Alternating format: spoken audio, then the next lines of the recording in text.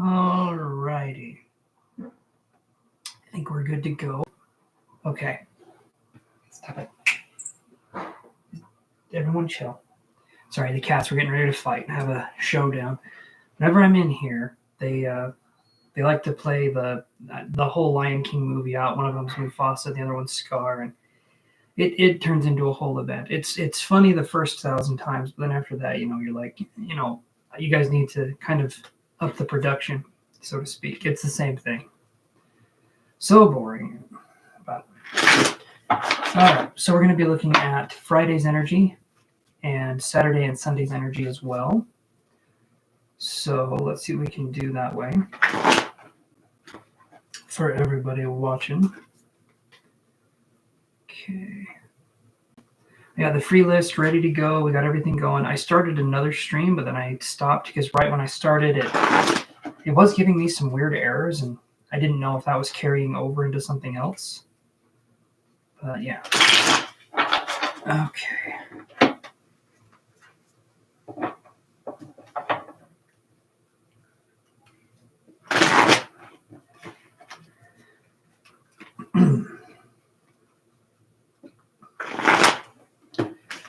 All right, let's look at the energy here.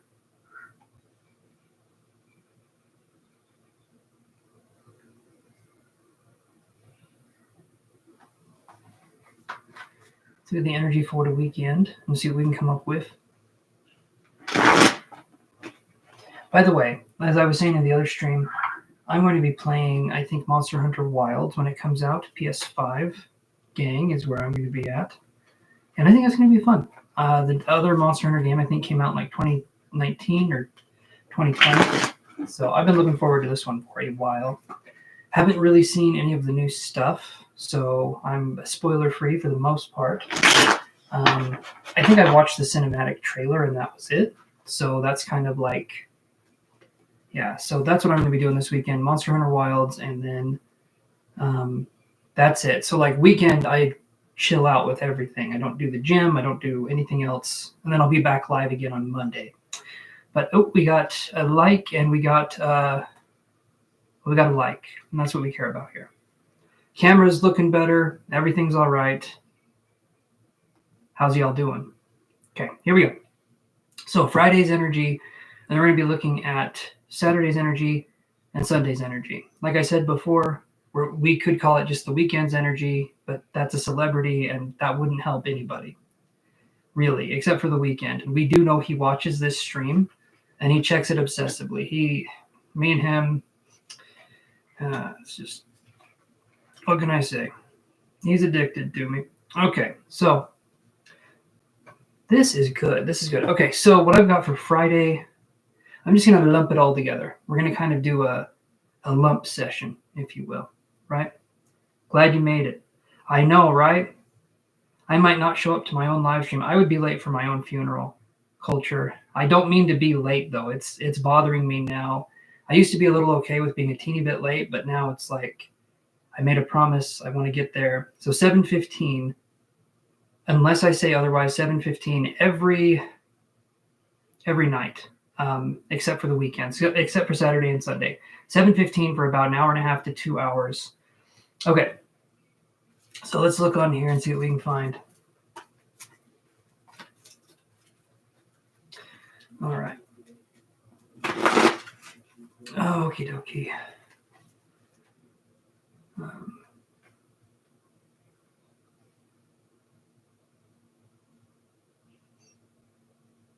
Okay. All right. Just had to pause a bit to reload. Get all my geese in a row, so to speak. Okay. Shuffle these up. These are the Energy Oracle cards. I've had these. I've had both of these for a while. But yeah. And then I had this. So, hey there, Venetius. So in these cards here that I got, the Fountain Oracle deck, I put this in here. When I went to Ireland to be, I did some, hey there, Emmy. I did some astral projection work. So what I can do is, or my guides, I guess, if I put you guys into a trance-like state, I can help to lift you out of body. And so I got to go to Ireland for that. And then I helped to lift other people out of body, had them have an experience. They were also using technology as well to help with the out-of-body experience, but just like tuning into people's energy. It was a long, long trip. It was 2 weeks in Ireland. I got to stay in a mansion that was built in the 1700s. This was like 13 years ago now. And before I left, my sister wrote me a note. And so I keep it in this box every time I open it. And it's just her being very sweet. And anyway, I just thought that's what's in my tarot box. If you guys have any note or anything that's very sweet, keep it with your cards because it helps to kind of get that energy. I think it helps to spread that energy into the cards, kind of like an essence of positivity. And it was a very sweet gesture. And I just found it in my suitcase. And my trip to Ireland it could have been a movie because it was so weird. It was such an awkward trip, but it was fun. And got to meet a bunch of interesting people. I almost got spooned by a scientist. That was an interesting experience. It was a weird trip, but it was funny. It was, I don't know. Had to be there, I suppose. Okay, so let's look at these cards here. And then I'm going to start writing names down and taking names and kicking ass, as they say. Or taking ass and kicking... No, I'm not going to do that. I'm not going to take ass. Doesn't sound like something I want to do right now. Okay, so here's what we got. Here's what we got for you guys. So for the weekend's energy, again, the days of the weekend, not the person or the celebrity, we have Page of Cups, followed by Two of Wands and 10 of Cups. Okay. Let me say what that is here in just 1 second. Hold on.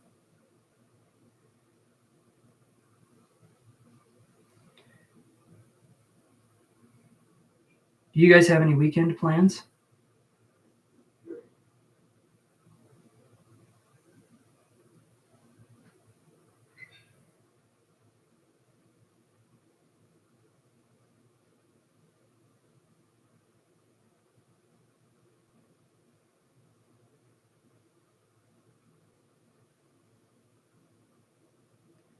Okay.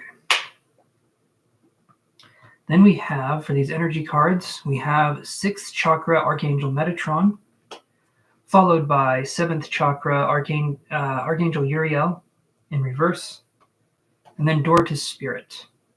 Okay. Birthday party of multiple family members.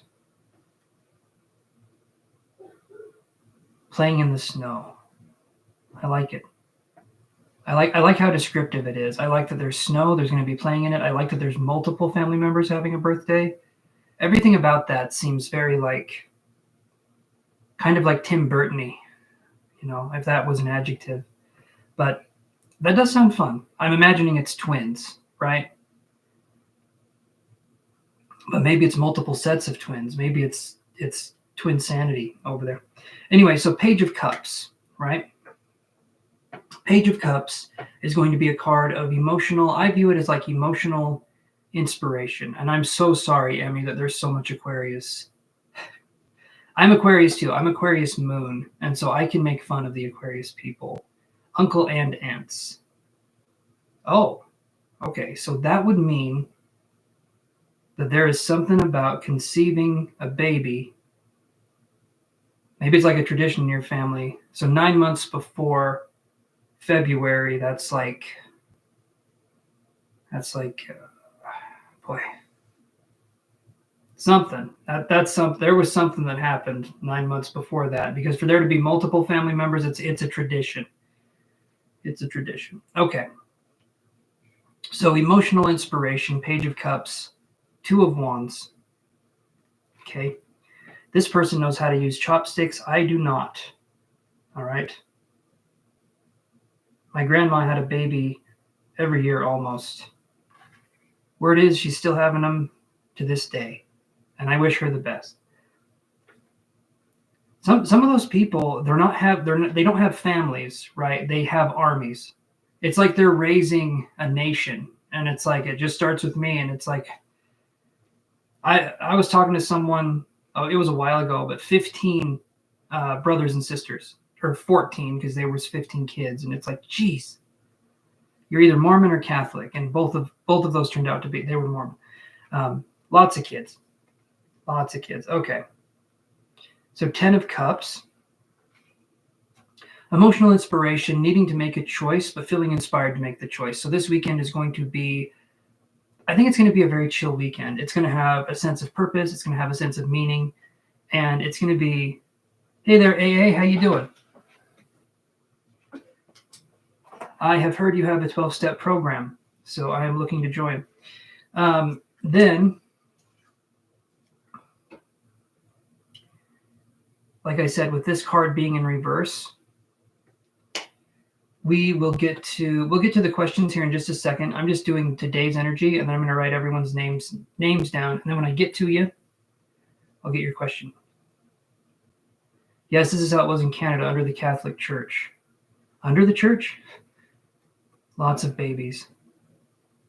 It's like an underground kind of deal.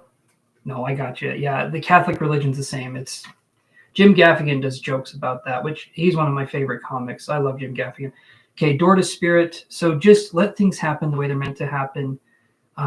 Let things kind of inspire you. If you're feeling a sense of inspiration, flow with it. Don't try to think where it's coming from. A lot of times when we are feeling inspired, when we try to look why we're feeling inspired or we try to understand it, it can go away. Just if we're feeling that way, just roll with it. Have it be something where you're like, boom, boom, boom, boom, boom, boom, boom, boom, you know? Love this deck. Pretty nostalgic. This one, the Energy Oracle, I love it too. I mean, it's so old. You guys probably can't see it on the... No, you can. Look at that. The lamination on the cards is starting to wear out. I've had this deck for so long. The lamination is wearing out on all of the cards. And this one's the same. You can see that lamination starting to wear off. Anyway, it's just funny. You get these cards, and these tarot decks, when I'm using them, it's like I'm talking to a family member that I haven't seen for a minute. So when I start using the decks again, it's like, oh, I remember you. I remember all about you, you little tarot deck. All right. Big deck energy. Because it's a big deck, right? BDE, that's what it stands for. It does not mean anything innuendo-y, even slightly. Big deck energy. Look it up, guys. Okay.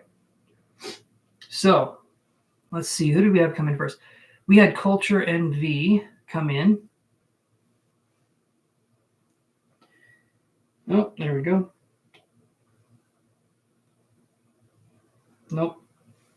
This is having a hard time. Okay, Culture. I'll just call you Culty.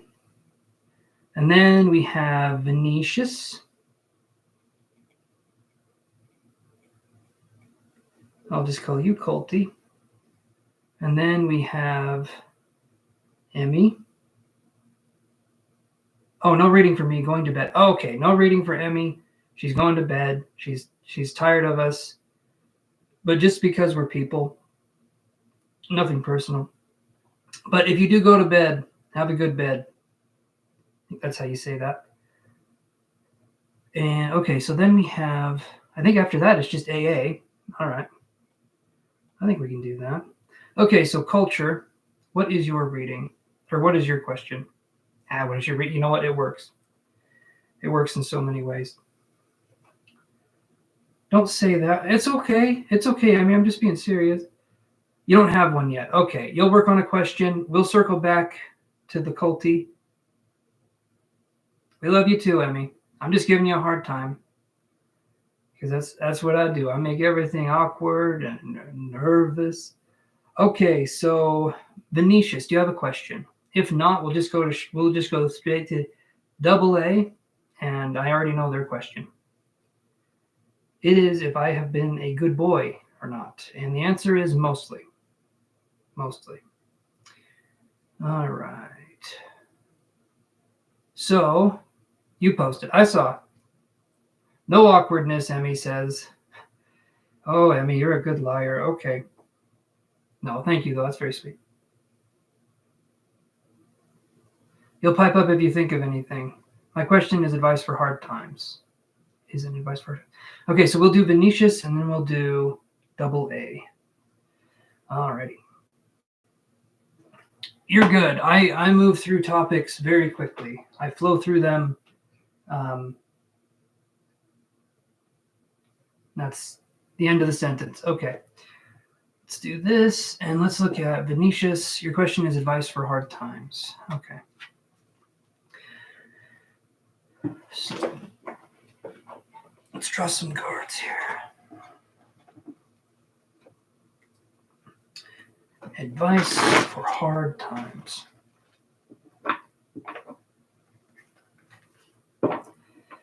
Yes, there is a lot of that going around in the world today.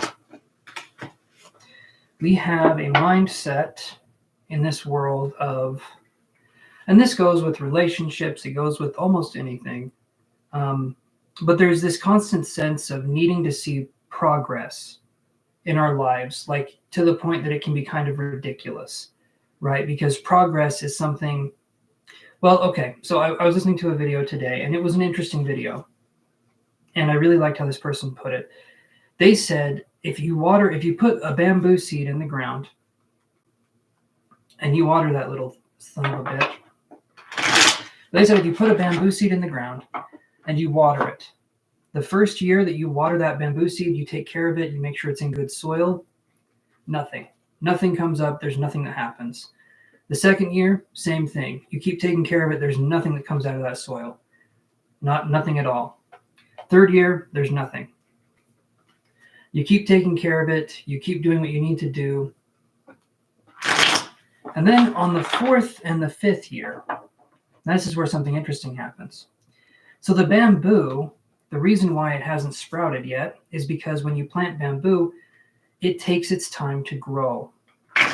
And it grows a very complex root system underneath the ground.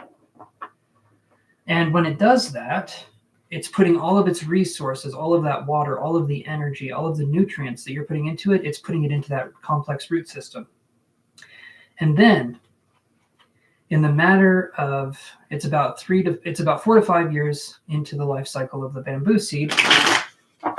In the matter of 6 weeks, the bamboo can shoot up 90 feet in 6 weeks. And progress can be like that too. It can be something that we do not see for a long time. We do not see it. We do not understand it. We don't get where it's going. And we are confused by the fact that it doesn't look like there's any progress happening. But the way that we measure progress is very different from how things actually progress, if that makes sense. And a lot of times, things will change and happen very quickly in a positive way after there hasn't been anything going on for a long, long time. And you can do that with, like when I started doing this YouTube channel, I didn't have anything happen for a long time. And I've got like 600 or 700 videos now. And it took a very long time to find something. And then once I did, it progressively got better and better and better. But it's just like with anything else, it takes time to build up to a point where you have successful, what I'll call successful momentum. And then once you have that, it becomes easier and easier and easier to keep experiencing success. But you have to be able to put in for the grind and realize that the only thing that's separating you from your dreams to reality, there's a bridge that connects those two things, and that's discipline. And if we focus on developing that discipline and understanding what that means, we can develop things. Anyway, let's look at the cards here. Okay, so the Chariot, 9 of Cups in reverse, and the Page of Coins. Okay. This right here, things will get better. Things will get better, Venetius. Just keep giving it more time. And I know that stinks. That's probably not the answer you want to hear, but things are going to get better. The reason why I say that, the Chariot, very fast-moving energy, very fast-moving card. Then we have the Nine of Cups in reverse. This card in reverse to me isn't even that bad of a card because it's such a happy card. Got that little Bob Ross guy there. Look at how happy he is. He's got all those little singing bowls. He's just a happy dude, you know? And then we got the Page of Coins. All right. And this could be the end of hard times, the start of something. There could be a starting of a new project, maybe doing something financially or changing things or having, don't you fight, you guys, or having things happen in a way that makes it easier for you to gain more clarity, to be more successful. But right now, it's just kind of like you're building up a sense of, I know it feels like it's frustrating. It feels like there's nothing that can happen. There's nothing that can break the kind of spell that certain things can have us under, but nothing lasts forever. Things change. That's one thing in life that we can depend on is change. And so I would say just keep going and realize that things do eventually get better. And I know there's hard times, and I know things can feel very kind of unnerving and it can be scary.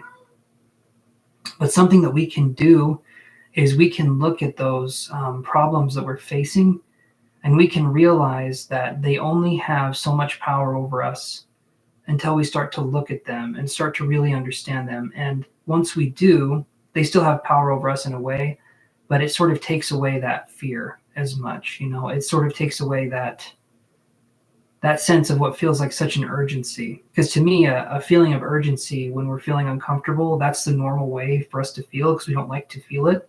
But sometimes there can be lessons in the fact, well, most times, there's lessons in the fact that we're going through something. And what can we take from that kind of experience? Sort of the silver lining outlook on it. That's what I'm trying to do now, and I'm not perfect at it. I'm not perfect at it because it's very hard to sit there, to be in the middle of learning a lesson that is very difficult for your soul, and to be like, you know what, this is okay.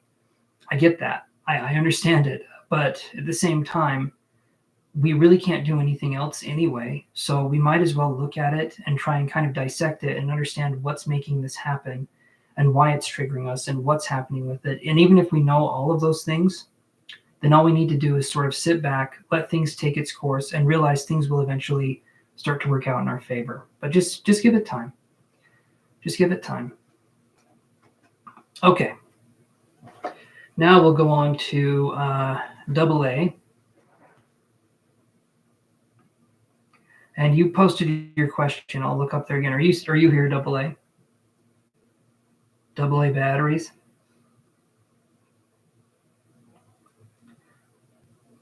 Yes. Okay. All right. We'll do your reading right now. I'm going to look at your message again. Why did Asher, your ex, message you today? Okay. Why did they message you? You're welcome, Venetius. You're always welcome. All right, AA, I'm going to go out on a limb here and say they messaged you because they're interested, right? I'll draw cards. But let's look at this in a way that's more like, like we'll just have girl/boy talk, right?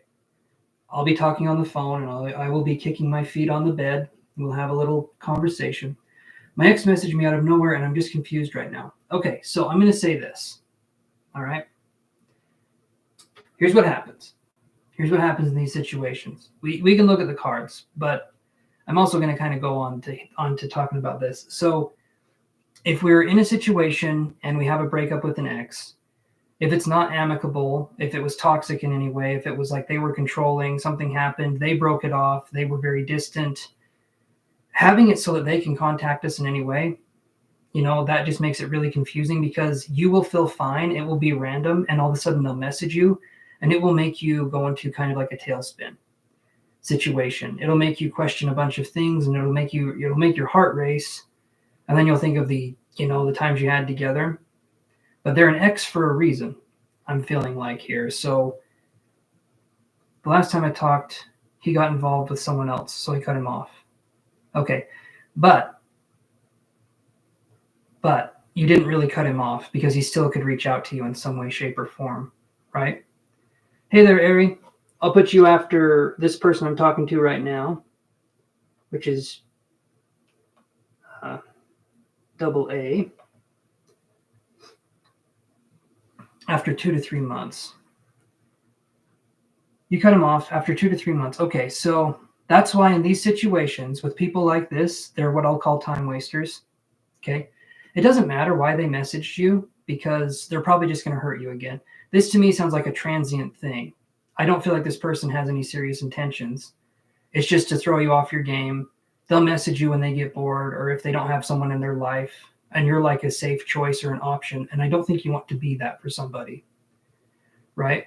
So in my recommendations with all this stuff, I just say block people. I know there can be connections and we can feel like that can be too rash, but you cut them off before, right? I feel like he needs my attention. Okay, why? Why does that?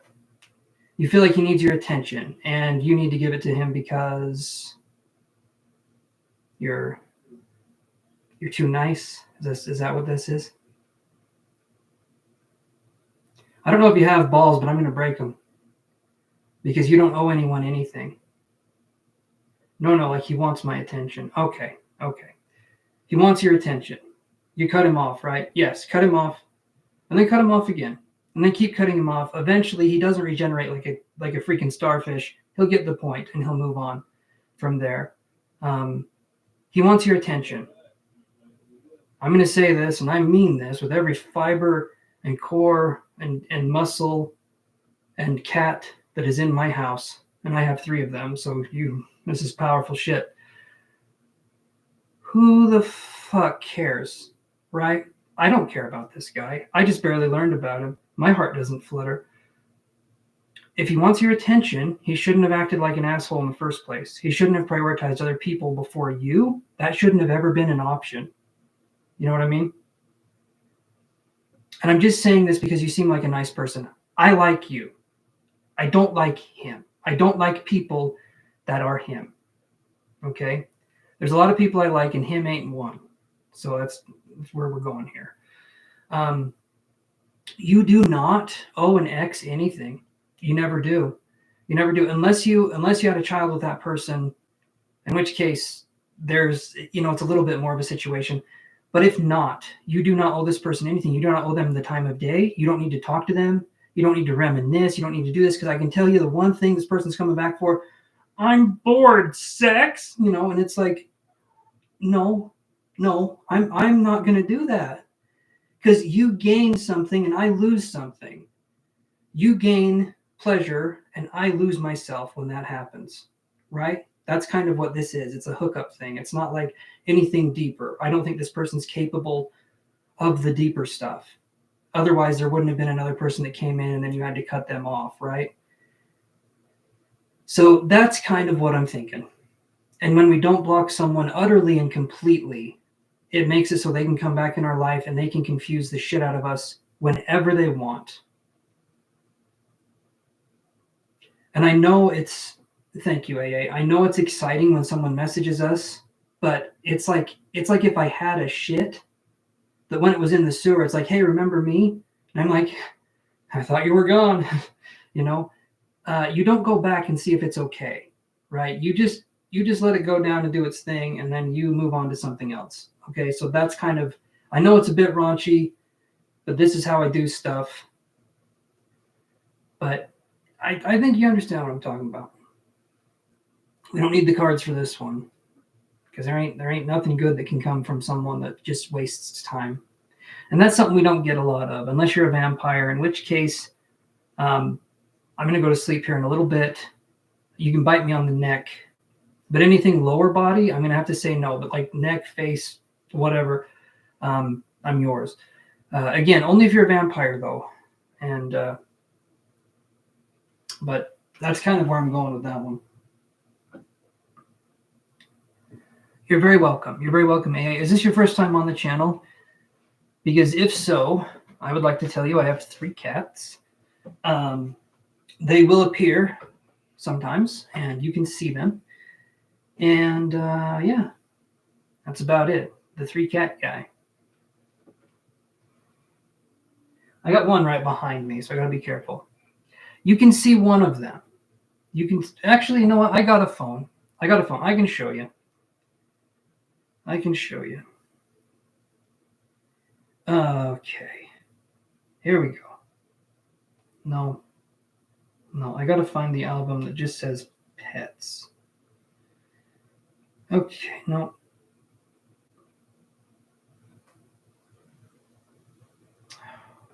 Here we go, Yoshi and Trixie. Okay, so here we go. We got, oh, yeah, of course it's like super, super bright. I wonder if I turn down the brightness, if you can see it better. Oh, you can. Okay, so I'm going to do this. Hold on.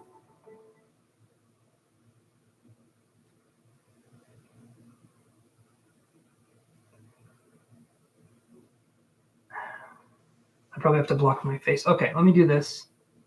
So that's Yoshi. It's really, really hard to see because it's so bright. He's my gray boy. And then we have Trixie.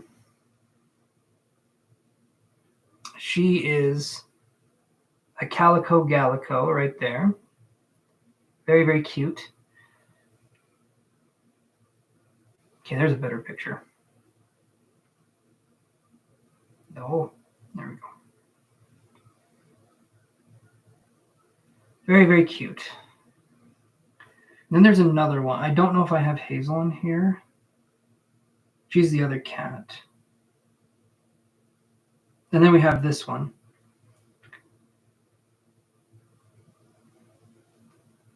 That's our other cat. That's Boots, the ass-kicking mountain lion.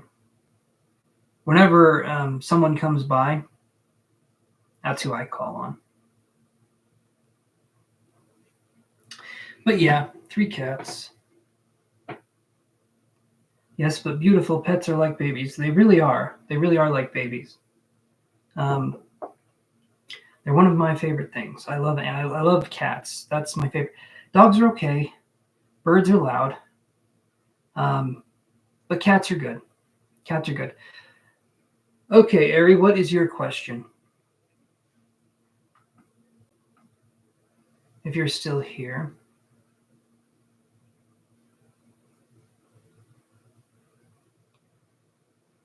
But yeah, I mean, you're good. You're good, AA. You can ask your question and go. I understand. People get busy. Thank you, AA. I appreciate that. Okay, Shannon. Well, I'm looking for Ari to come back here. And we will see. But if not, we can go to your question, Shannon. Who is coming towards you would like to know? All right, I am seeing...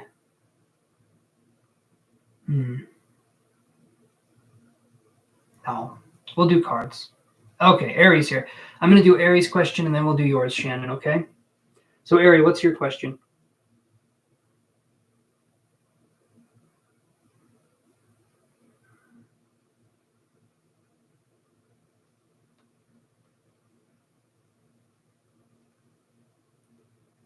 All right.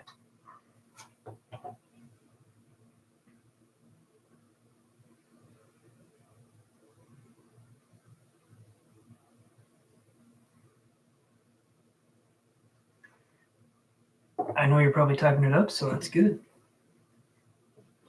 That's good. Yeah, so weekend plans for me is just video games and chilling. New Monster Hunter game comes out, so that's what I'm excited for. My weekends are usually pretty chill. Can you tell me whether I should just give up looking for jobs? You've had quite a few interviews, yet no job offers. Well, this could be something that maybe I'm not accustomed to, but don't you need jobs to make money? I mean, if I tell you to give up, you know what I mean? Like, you need, or do you already have a job and you don't like that job, so you know what I mean? I do have some job history. Okay.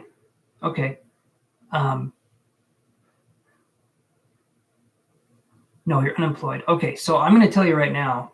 First off, don't stop looking. I think you know, as people, we need money to live. So I'm going to say don't right now your job is looking for a job. And that kind of sucks because your job looking for a job isn't something that pays very well until you get the job. And then eventually it can pay. I would say keep looking. I would definitely say keep looking because I feel like if you just stop, I don't feel like that's going to help you to get anywhere, right? I will say this though. If you're doing the job hunting, best thing that you can do is use ChatGPT to help punch up your resume. Because a lot of these places, if you apply online and you're hoping to get a job that way, a lot of these places don't even read your resume because it doesn't have certain words in it. So ChatGPT can make it so that it punches it up a little bit and it can look for certain words. And I don't know exactly what those would be. Okay, we can do that. We can pull cards to see what's causing blockages. But yeah, so look at doing a ChatGPT kind of thing and maybe punching up your resume a little bit because it can make something, even if it's very mundane, sound fairly good.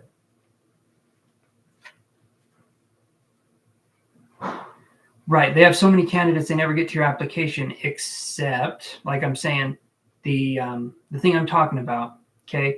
They have a program that goes through, it looks for trigger words, and then it goes through those applications and sees if the person's a good candidate. So it really doesn't matter how many people apply. There could be 2,000 or 3,000 people that apply, but the only resumes they would look at would probably be 60, 70, or 80, maybe a little bit more, maybe a little bit less. They wouldn't be looking through every single job application. So it really doesn't matter how many people apply to these jobs. It's just about having the right kind of keywords in there, so to speak. It used to be they would go through the applications by hand, but a lot of people use another software to look for things in the person's resume automatically. So that way they don't have to go through a bunch of dead-end leads for candidates. Okay, so what's causing blockages in these jobs? What's causing blockages in these jobs? Okay. All right, so we get the 3 of Swords in reverse. Okay, that's what it looks like upright.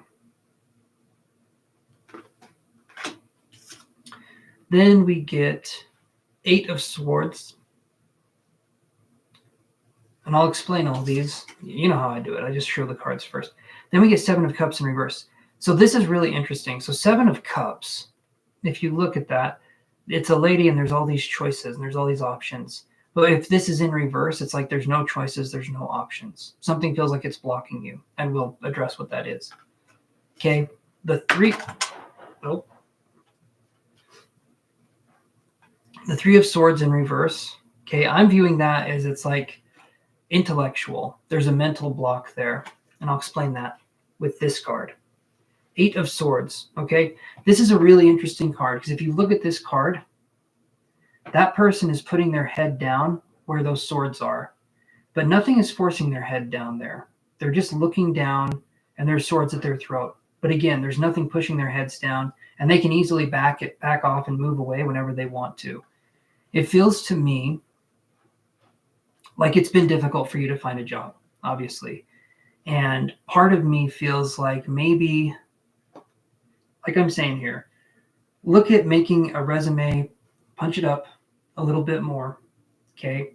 And then apply to more places, which again, I know sounds like the last thing you want to do, but it to me seems like we need to make it so that this is something that we're a little more passionate about, even though, again, it kind of sucks. I get it. But if you put some more effort into it, I do think you'll have something here. This to me is saying, hey, Chance, you were right about the apartment. The appointment for the apartment was postponed, delayed, not denied. Sweet. Nice. I love that. I love it when those predictions come true. And so that's really cool. So, I mean, we did your reading, and hopefully you get another shot to get that apartment, because I know that was something you were looking forward to. And like I said, I was going to move in with you. It was going to be a whole deal. I got 3 cats. I'm only going to bring 2 of them. And then we can adopt a guinea pig together. So there's that. But yeah, so just put in more effort, more time. And I know it sucks to hear that. You're like, oh, I don't want to do that. That sucks. But that's why the Eight of Swords is coming up here. This card, when I look at this card, I see it as, and on top of, you have a dog. Not anymore.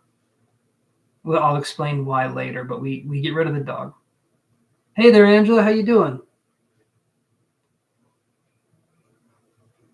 On top of that, I don't have a car and I don't have much money. I've been wasting it by going on these buses trying to get to these places that won't even offer me a job. There's only so much effort I can put in. I've been trying my best. I know you have. I'm not saying you're not doing enough. I'm not saying you're not doing enough, even though that is kind of what it sounds like I'm saying. You've been doing your best, and it's been kind of tough. I'm just saying if you can hang in there, I do think more options can come your way. Just keep trying your best. And like I said, look at the Chat GPT option to punch up the resume and then try submitting to these places again. That would, I feel like, would be the best thing. To just keep trying and keep going with that. And try to be as positive as you can about it, even though I get that it sucks. I get that it's not the funnest thing, but yeah. Okay.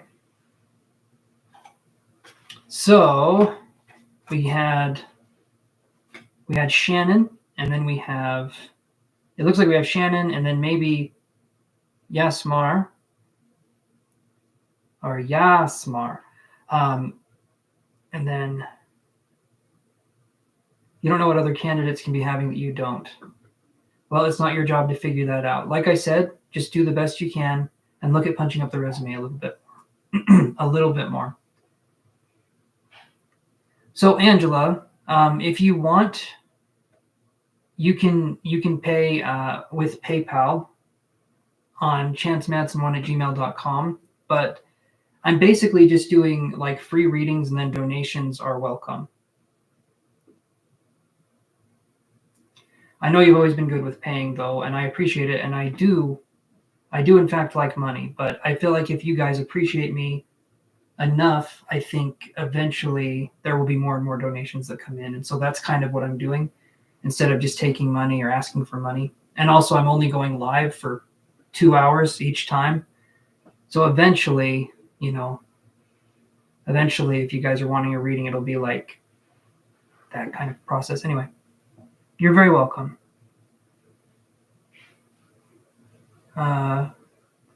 So let's see. Shannon, okay, so what's coming towards you in love, Shannon? We'll look at that. And as I'm shuffling the cards, I'll read what Aries says. A lot of times it's due to them wanting more experienced candidates, which I find ridiculous because these are entry-level jobs I'm applying to, and these jobs have training anyways. Thank you for the read. And if you have to, fluff it up a little bit. Fluff up the resume. And if these jobs do have training, like I said, ChatGPT can teach us a lot of things. Watching things on YouTube. Don't apply to be a surgeon and then be like, I've never done surgery before.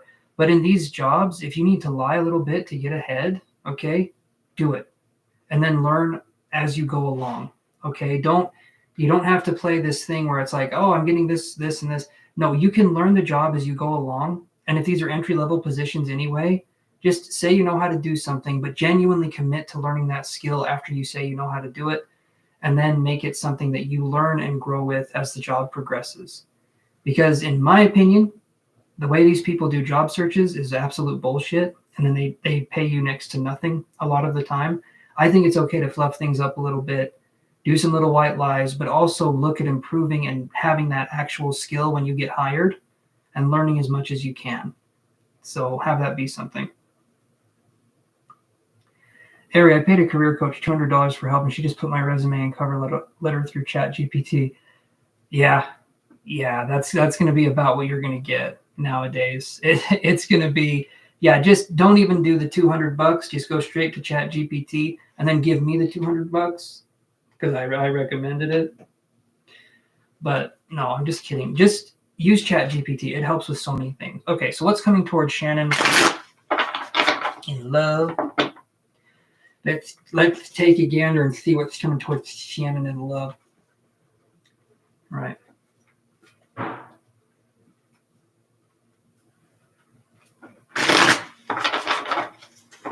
Okay. Let's see what we can come up with for. So I'm going to do. I've got Shannon's reading, and then probably Yasmar, and then Angela. Shannon, Yasmar, Amir, Angela, and then probably Culture at that point will be ready. Our little culty friend. Okay. There we go. All right. Let's get stuff going here. 1 second.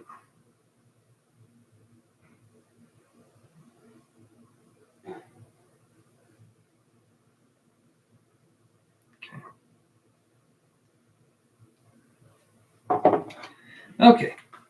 What's coming towards Shannon in love?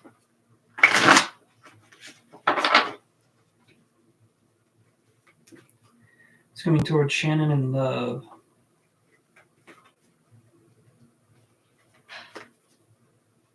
All right.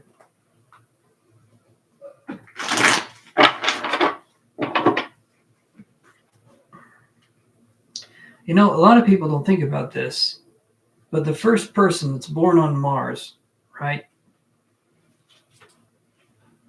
Here's the interesting thing about that. If you're born on Mars, but then you have Earth as one of the planets that's in orbit around you, astrology for being born on other planets is going to be wild. And I don't know how that would go. I wonder what Earth would represent in astrology, or in, like natal charts and stuff like that.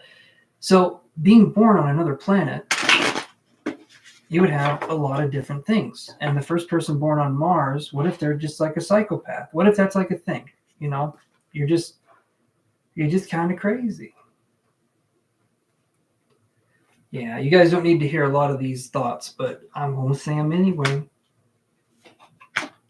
All right. So, your Aries Mars, it's intense sometimes. I would imagine. I don't know what that means. If I can be completely honest, I am absolutely just dumb when it comes to astrology. I understand tarot and psychic and spiritual shit so well. When it comes to astrology, though, you could say that your 10th house is in Uranus, and I don't.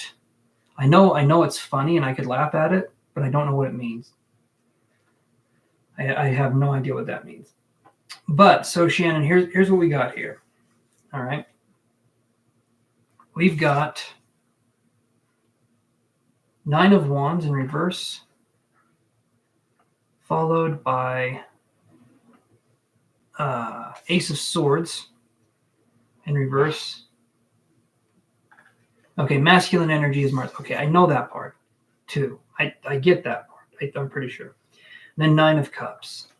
So masculine energy is Mars and Aries is Mars. So imagine. Okay, I got you. You got Mars. You got Mars for days. I got you. Mars bars. All of that stuff. I get it. I understand it.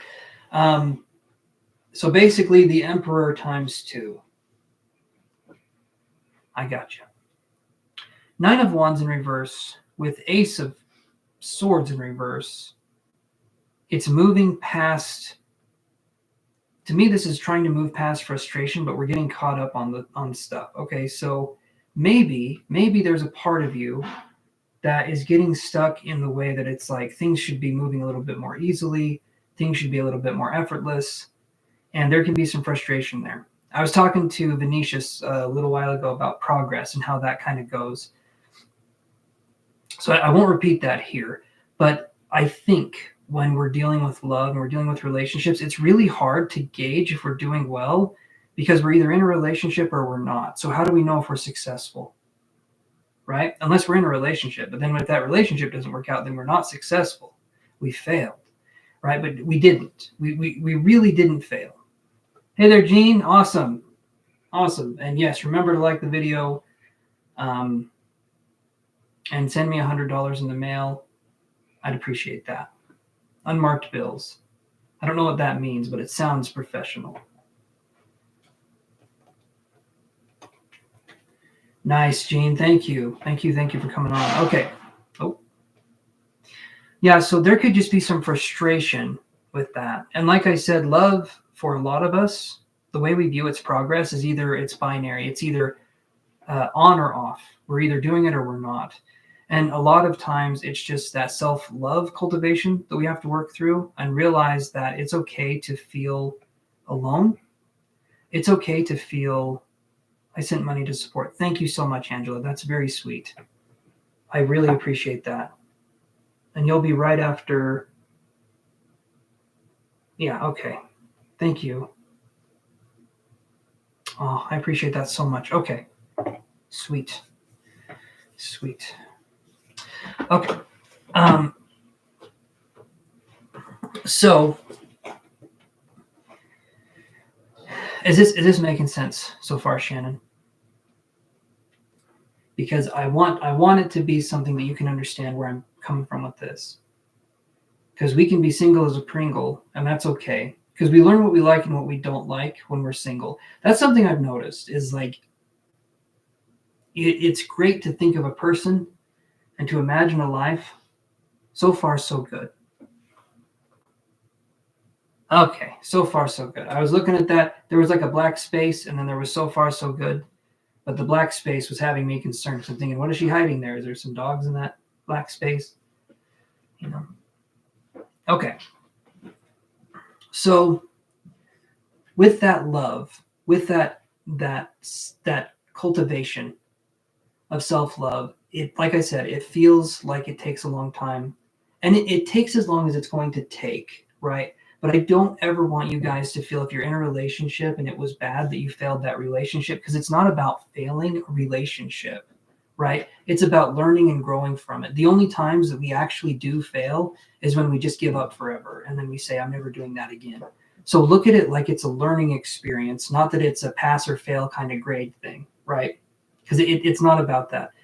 There was a quote I heard today, and it was, failure is not fatal. And that is something that I feel is a very powerful thing, because it just means that we can get up and we can try again. Okay. And like I said, we're not failing in these relationships. We're just working through the things that don't work. We're finding a lot of people that we're not having success with, but that doesn't mean we're failing. Okay. And I don't like the guy. I don't like the guy, but there was a quote that he had, and it was Thomas Edison. And he, 1,000 times he tried to invent the light bulb and he failed. And someone said, well, you've tried 1,000 times. Like, doesn't that discourage you? And he said, I found 1,000 ways that didn't work, but that doesn't mean that he wasn't successful, right? He found 1,000 ways that didn't work, but each time he failed, he viewed it as a way that he could find it to work with. And then I think he eventually just stole the invention from someone else anyway. And so that quote really doesn't have a lot of merit.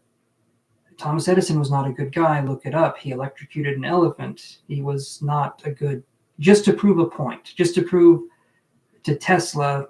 Anyway, it was a whole deal. He was trying to prove that a certain form of electricity was dangerous, and he killed an elephant in front of people. It was this horrible thing. Him and Tesla had a blood feud kind of deal going on. Yeah, not a good guy. Not a good guy. Do not look up people you admire online, because there is always going to be something dark and twisted that you find in their closet. Okay. So hopefully that gives you some light, Shannon. And coming towards you in love, I'm going to say I'm not necessarily seeing any signs. This, though, is good. This is self-love and cultivation. So I'd say give it some more time. There will be some more options coming towards you in love.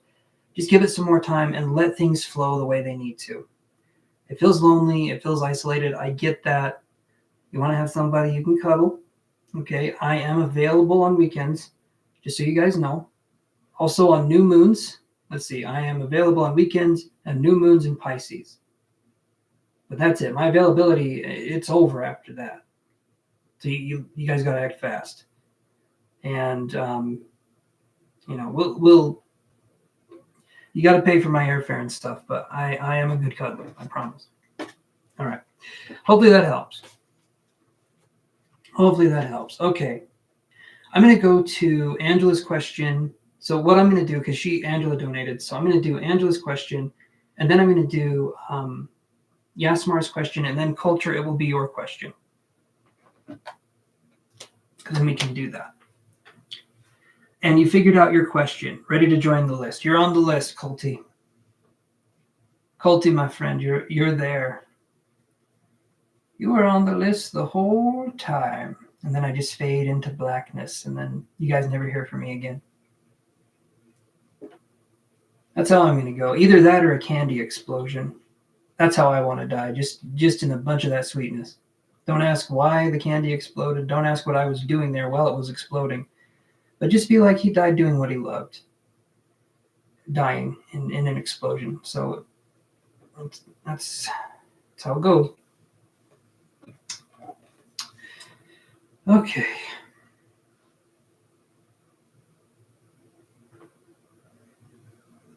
What's coming towards you or Virgo? Okay. Love these questions. The what's coming towards me questions are some of my favorite.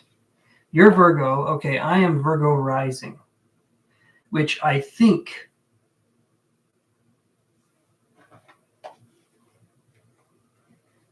no, I really don't know what that means. It just sounds cool. And I am actually Virgo rising, but I really have no idea what the hell. I think it just means I'm like anal about gardening or something like that. You're a Virgo sun, Scorpio moon, Libra rising. Nice. So I am a Taurus sun. Let's see, Taurus sun, Aquarius moon, Virgo rising. So Virgo sun, that is an interesting one. So would you say that you have the tendency, like the perfectionistic tendencies that Virgos tend to have? And do you like doing earth activities? Which is my autistic way of asking, do you garden? Because earth activities does sound like something that, yeah. I tried gardening. I wanted to grow lavender and peppers and strawberries. My dad's been growing strawberries, and I was thinking, okay, you know what? I can do that. You know what? I can't do that. I tried, though. I grew a lot of death, and that was my reward. ChancesTarot, you're a perfectionist and stubborn, but also deeply insecure and self-critical. Oh, gee. That statement hits very true. You're spontaneous, actually, so I'll try different things. Gene's out here trying to fillet me alive. No, that does sound pretty accurate. And Culture, yes, just like that. I can make a rose die so good. Plant killer is what I go by. Spontaneous Virgo, that is an interesting thing. That is not something I have heard a lot of. I've generally known Virgos to be very in their shell, but I guess the placements matter, right? That's kind of a thing. Okay, so let's see what we got. What's coming towards Angela? Okay. Oh.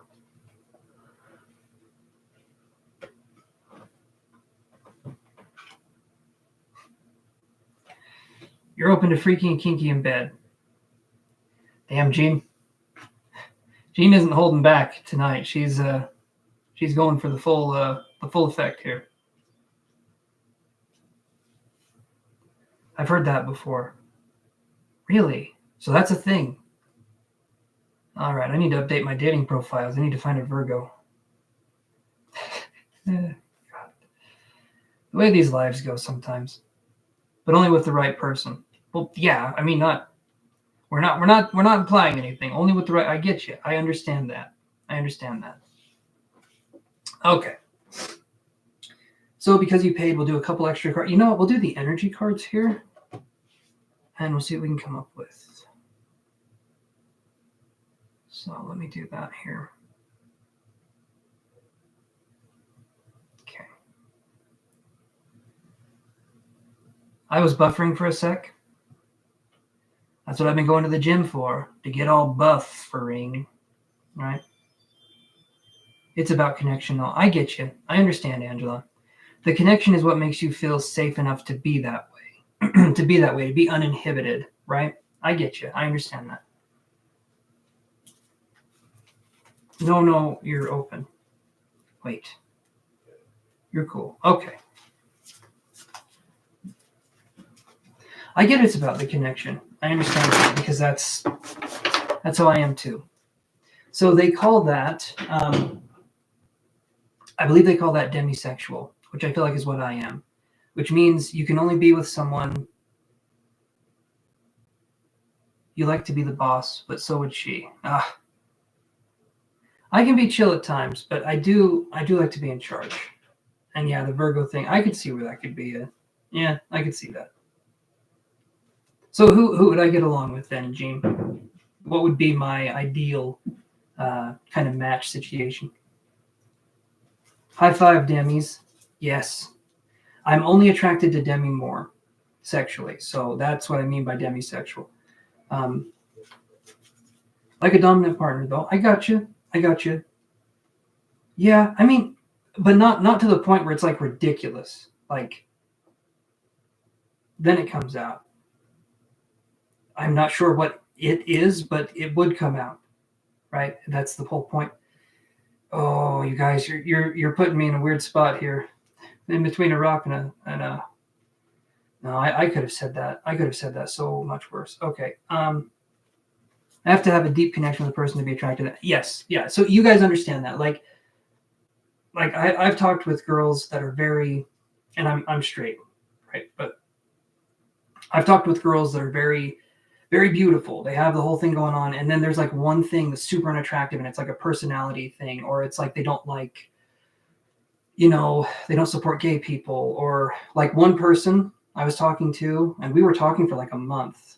They would literally go on and they would bully trans people just for fun. And I was like, I found that out about them, and I was like, holy shit, like what is wrong with you? Anyway. A sapiosexual where I'm attracted to a man's intelligence more than anything. And I said that weird. I said that weird as hell. I am so sorry. No, I get it. Personality is a big thing for me. Of course it is. It's a big thing for me too. It's a big thing for guys too. Guys like to pretend. You know what? No, they're not pretending. Guys are stupid. Like we're hella dumb. We look at the present, right? If the woman is the present, right, we tend to look at the packaging as being like all there is. And then later on, the guy finds out, oh, there's a personality in here too. Holy shit, it's a 2-for-1. Guys are dumb. All right. It's as simple as that. But personality it's an important thing. And I'm a sapiosexual, demisexual, like trisexual. I'll try anything sexual. I'm just kidding. Not really. But so we have the Knight of Wands in reverse. We have the Five of Coins in reverse. We have the Hierophant sideways. No, I'm just kidding. That one's upright. Then we have this. Heterosexual for me. Me too. Yes, I am hetero. It sounds like a cool name for an action hero. Or am I pansexual? Cookware doesn't really do it for me. I'm more like a Tupperware kind of guy. No, I'm sorry. These jokes are amazing. I fooled so many men in college because I looked cute, but had nothing else to offer. I'm sure you had a lot to offer, culture. Like, come on. Am I No, I'm not into. I'm just into women. If that's what you mean, right? Pansexuals, where you're attracted to every gender, but I've also heard it called omnisexual. No, I'm just attracted to women. That's been my deal. Door to Romance. Angel of Balance. And Hostilities in reverse. So, I feel like coming towards you is going to be sexual, open to anything that walks. Fishing for compliments, just meant to agree, but the men liking the packaging analogy. Oh, okay. I know you're not fishing for compliments, but I give them out as I see fit. If I feel like someone's fishing for it, then I tend to pull them away.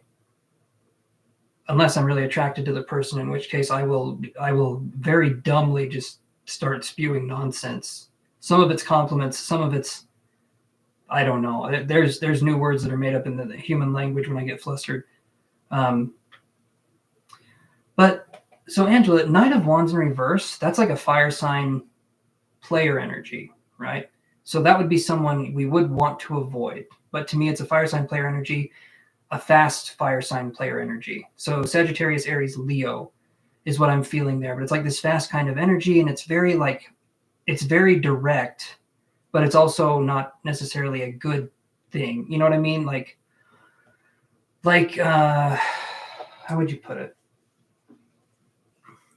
Just not a good situation. It feels manipulative to me. And if I see the Knight of Wands in reverse, that to me is manipulation. That's like a player energy. Five of Coins in reverse, though. This is interesting. So Five of Coins in reverse, right? You're looking at this one. This one, to me, we have someone holding, I think they're holding a child. They're out in the cold. It's not a very happy looking card. In reverse, though, this means we're healing from something. So maybe from this fire energy or something that felt like it was, maybe we felt like we were being used in the past, or maybe we felt like just it wasn't the right connection, it wasn't the right relationship. And so to me, there's this feeling of things just sort of moving past something, like coming towards you. That feels to me like we're going to be moving towards energy that's more receptive to our needs, our wants, our desires, right? That's kind of what I'm feeling there. Then we have the Hierophant. All right. The Hierophant is a good card, and that's also Taurus. That's also the Taurus card. And the Hierophant and the Empress are kind of like, and the Empress is also a Taurus card, and I think the Empress is also Libra, if I'm not mistaken. I'd have to look it up, but the Empress has a lot of energy that kind of corresponds with the Taurus energy. But with the Hierophant, it's going to be looking for something that's more traditional, looking for something that has values and value to you, and having something that's more organic in the connection to make it feel like it's not this forced thing. If we're ever in a situation or a connection, it should never feel forced. Okay, it's like I've said before, if you try and force a fart, you're going to shit yourself. In this kind of situation, if you try to force a relationship, it's not a situation, it's a situation, right? Because it's not good. Get out of there. Anything that makes it so it moves in an inorganic way puts jeopardy on the actual union that could possibly be happening. Whether that's from you, which I'm not saying it is, but any kind of undue pressure in these relationships can make them into something they were never meant to be. And a lot of times there can be excitement, there can be all this kind of stuff, but it should still progress in a way that it slowly blooms and blossoms. And we slowly learn to trust the person, and we slowly learn to understand things. And that's something that takes time. Yes, Taurus and Libra, because they are both ruled by Venus. Right. That's what I was thinking, Gene. And I heard another reader talk about that too. And I was thinking, okay, because I never read the Empress as being Libra as well. Again, I'm not the best with astrology stuff. I'm going to have to sit down one of these days and just, I don't know, read or some shit. I don't know. We'll figure it out. You can tell I'm not going to do it. But I'll, if someone were to come up to me and talk to me and tell me about it, I would listen, but I'm not just going to go out and find that information on my own. You know what I mean? Like, but I would be open to hearing people talk about it. There's just nothing in my town where people talk about stuff. It's just very much like, how's the weather? Oh, you're expecting a 15th baby. You know, it's Mormonville here, so you can imagine. Door to Romance. Okay, again. Oh, that's a good card to have. Okay, we look at that card. We see the heart is in a cage, and there's like, the cage is open. There's a keyhole in the heart. And if you have a keyhole in your heart, please get that checked, because that is not supposed to be there. All right, they were supposed to seal that up. Angel of Balance. and hostilities in reverse. What state am I in? A constant state of anxiety. Boom, boom. No, I'm in Utah. But yeah, so that's the state that I'm in. Mormon Central, like I said, it's beautiful here, though. We have the most gorgeous mountains you've ever seen. But yeah, so that would be where I'm at. You're in Texas. And I've heard a lot of stuff about Texas. I think even your guns have guns. Like they have a permit to carry guns. The guns can carry guns. So you guys are very got a lot of stuff over there, and everything in Texas is big, apparently. Except for the humbleness. That seems to be. Are you a Mormon open to many wives? I don't think I could handle one, let alone many.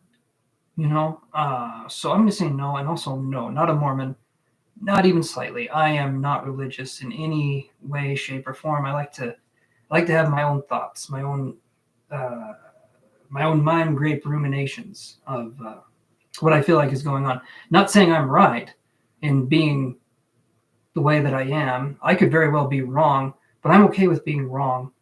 But I just don't think any one religion has the answer. I think there's truth in everything, but I don't think any one thing is the thing. You know what I mean? And I don't believe in a gendered God, God being a man or a woman. I believe God is like a universal consciousness. And so, Sky Grandpa for me is not my thing, but I know other people believe in it. And I'd even be open to like a relationship where someone believed in God in that way and I didn't, as long as we didn't try to put the other person in a way that felt like they had to capitulate to make it so they believe the same thing. Because I don't want someone to believe the same thing I believe in, because my beliefs change all the time, and I like being able to be that way because it makes me flexible with how I see the world and how I view things. But if someone wasn't as flexible that way, I'd still be okay with that, as long as they didn't try to press it on me and be like, oh, but this happened and this happened. I'm like, okay, well, that's cool, and I'm glad you believe in that, but I don't, and it shouldn't ever be something like that where, because there's so many ways you can get along with someone in a relationship, and I believe their faith is just a small facet of who that person is. But a lot of times in their faith, they make it a huge part of their identity, and that's what makes it hard. Is because it can turn into I'm going to try to convert you, and you're going to keep saying no, and eventually, I'm wearing a cross necklace, and I'm all about Jesus. Which, if you're that way, great, more power to you. But it's just not for me. But some people feel a sense of power and belonging in that, and I think that's such a special thing. And I don't look down on that. It's just not for me, and I don't think I'm right in what I believe in. I never have. I could very well be wrong. I've just had a bunch of very odd experiences. And so my belief systems are just a little bit different, but not better than, just differenter. That's a word. And differenter will be a word from now on. So keep yourself, Angela, keep yourself open. Do you do psychic readings for a person that has passed? So a psychic reading for a person that has passed would be a mediumship reading, because I would be tuning into their spirit. And I'm going to start doing those again eventually, but that's going to be something that's going to be more like, so I'll be frank and honest with that. When I start to do that again, that is something that takes a lot of energy and power to do, and it can be a bit stressful for me to do that. And it's a good question that you asked that. But primarily what I would do is, if I start offering that, it would probably be, and I know this is going to sound outlandish, I get it.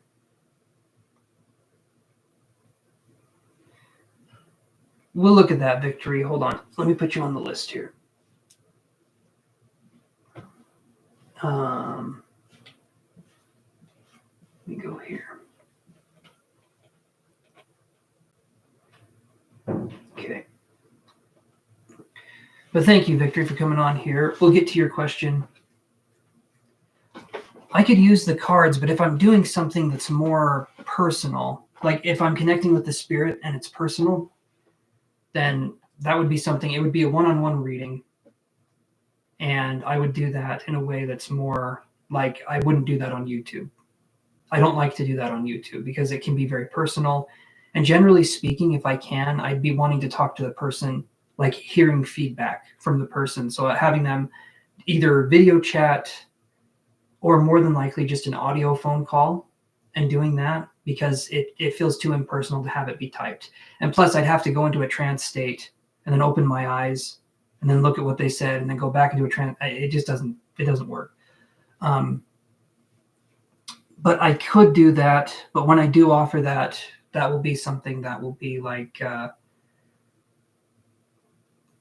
it's going to be pricey because that's an expensive thing to do. So it would probably be like $250 for an hour, or maybe I could do $160 for a half hour, or $125 or something. But it's expensive. And if you do mediumship from anyone, it's an expensive thing because you have to go through so much, or you should go through so much kind of structure to learn the skill. But that's not something I'm offering now, but I will be in the future. And that's just going to be one-on-one. You would book it through an email or something, and we would go from there. Hey there, Divine Vision.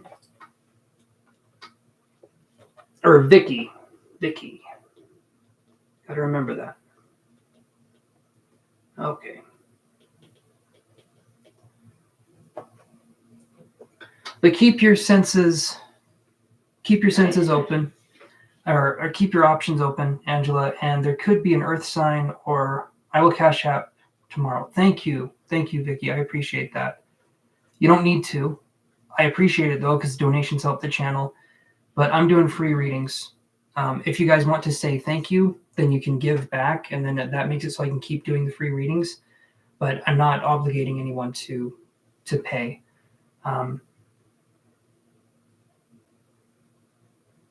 You don't want cards. Oh, you're a seer as well. Awesome. Okay. But yeah, just keep your options open, and there could be a possible Taurus individual moving towards you, or an earth sign individual that could have more heartfelt and clear intentions for a possible connection. So keep that open. And I would say that would probably be within 2 to 3 months.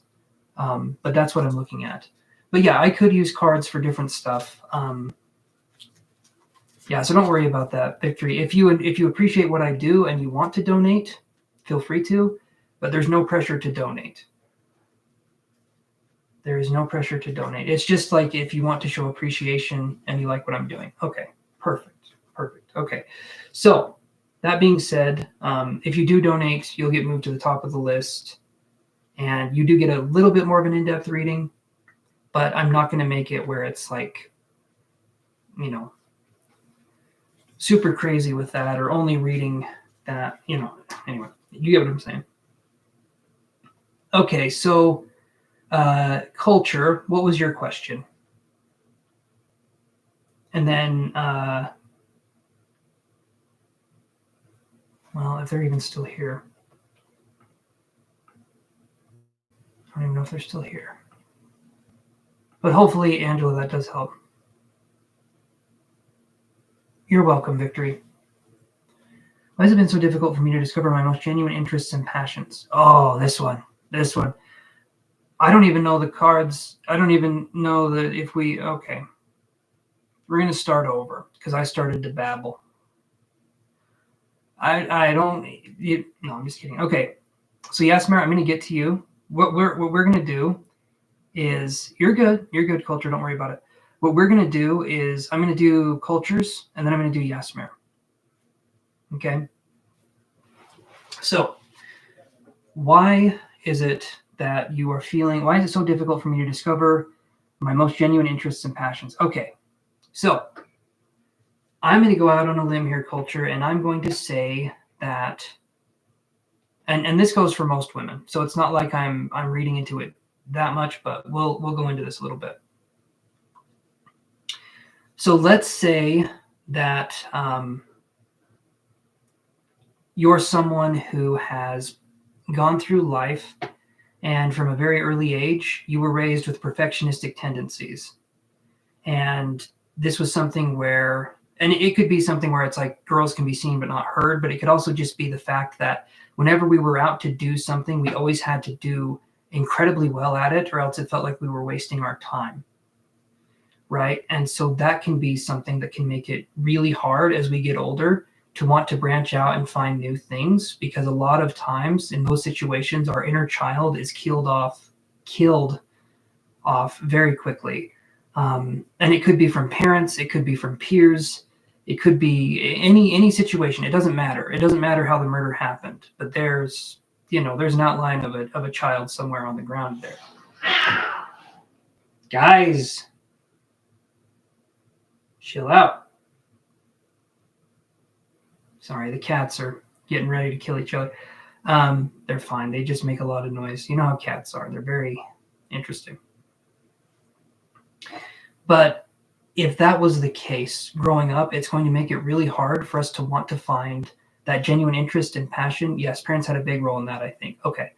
So that's going to make it really, really hard for us to find a genuine interest and passion as we get older, because we're already going to feel the pressure to be perfect at whatever it is that we try to do. And it's going to be really hard for us as we get older to want to start to do new things and to want to be creative and to grow in that way, because we're going to feel like, well, if I'm not instantly perfect at this, and you will not be at almost anything you try, you will not be instantly perfect at it. You will fail at it over and over again. It's going to be very hard for you to feel humble enough, and not because you're not humble, but it's going to be so uncomfortable for you to want to pick up any new skills, habits, or hobbies, that it's like going to be like, why am I even going to try this? Because I'm going to fumble. It's going to make me look like a fool. And, there's all this stress and anxiety. I need to do this perfectly. This needs to be the right thing. We have to be okay with doing something first and sucking royally at it, like really bad, I'm trying to think of an example. I'm so perfect. It's ridiculous. I mean, I haven't struggled with anything in years. Obviously, you guys can tell I'm completely normal. No, I struggle with a ton of things. I struggle with everything all the time, everywhere. It's not the funnest thing, but I view it as a way for me to make an ass of myself. No, I view it as a way for me to grow and to challenge myself. If I suck at most of the things that I try, then that means I got a lot of room to improve and to be better in most of the things that I do. And that to me is exciting.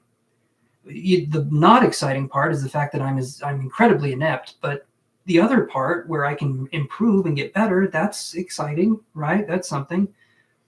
But you are going to have the most difficult time finding what makes you happy in life if your inner child has been kind of squeezed out of you from a younger age. So what you need to do is we need to take that voice, that critical voice that has been in our heads, and we need to reparent ourselves with a sense of gentleness and kindness, and have that be something that leads the way towards us feeling better about how we can achieve whatever it is we want to achieve. So there's two ways we can have criticism in this life. One of those is constructive, and that's the one that we want. The other one is destructive, all right?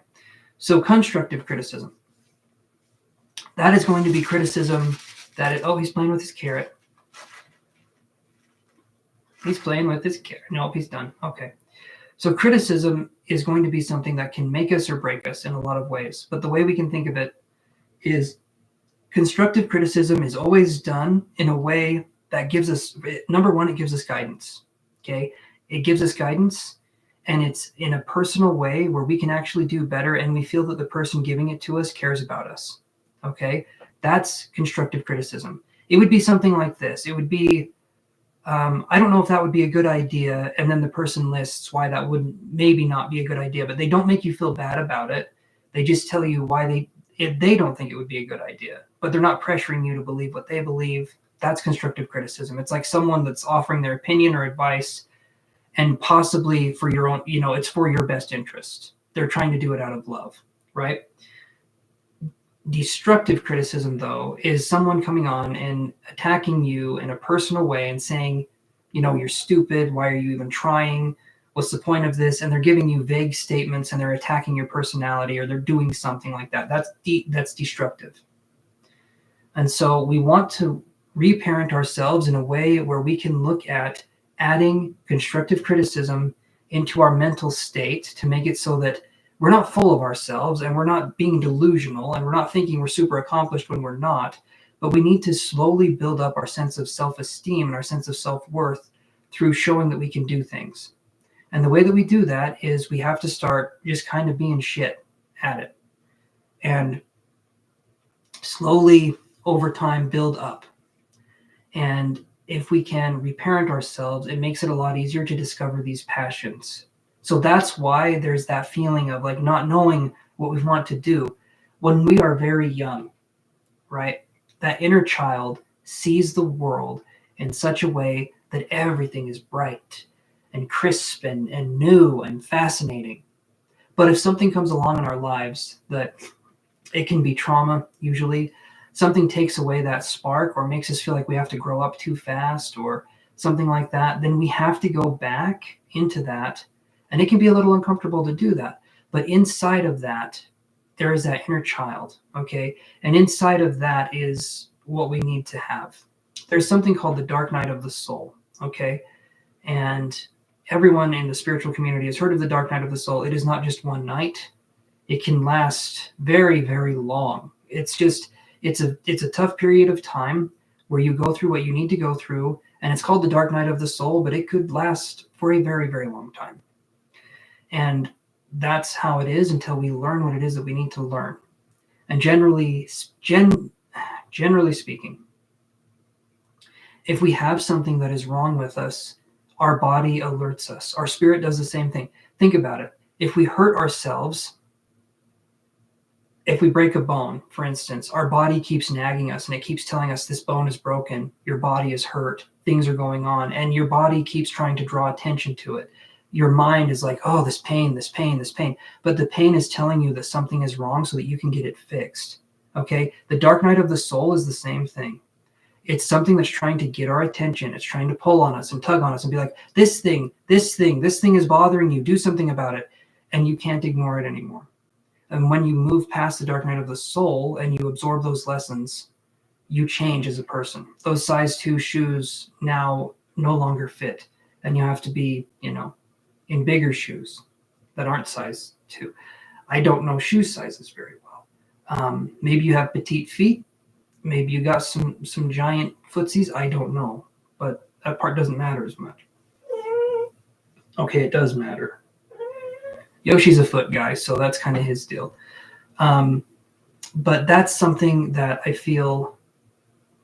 You wear a size 12. I wear a size, let's see. I wear a size, where's the little, okay, I am a 7.5. I have feet that were so small that when I asked the person if I could get a size 7.5, they just said, that's unusual. And it's like, God, you guys are assholes. Like, just look for the damn shoe. Don't tell me how weird my feet are. I don't need to hear that. That's unusual. It's like, well, and I'd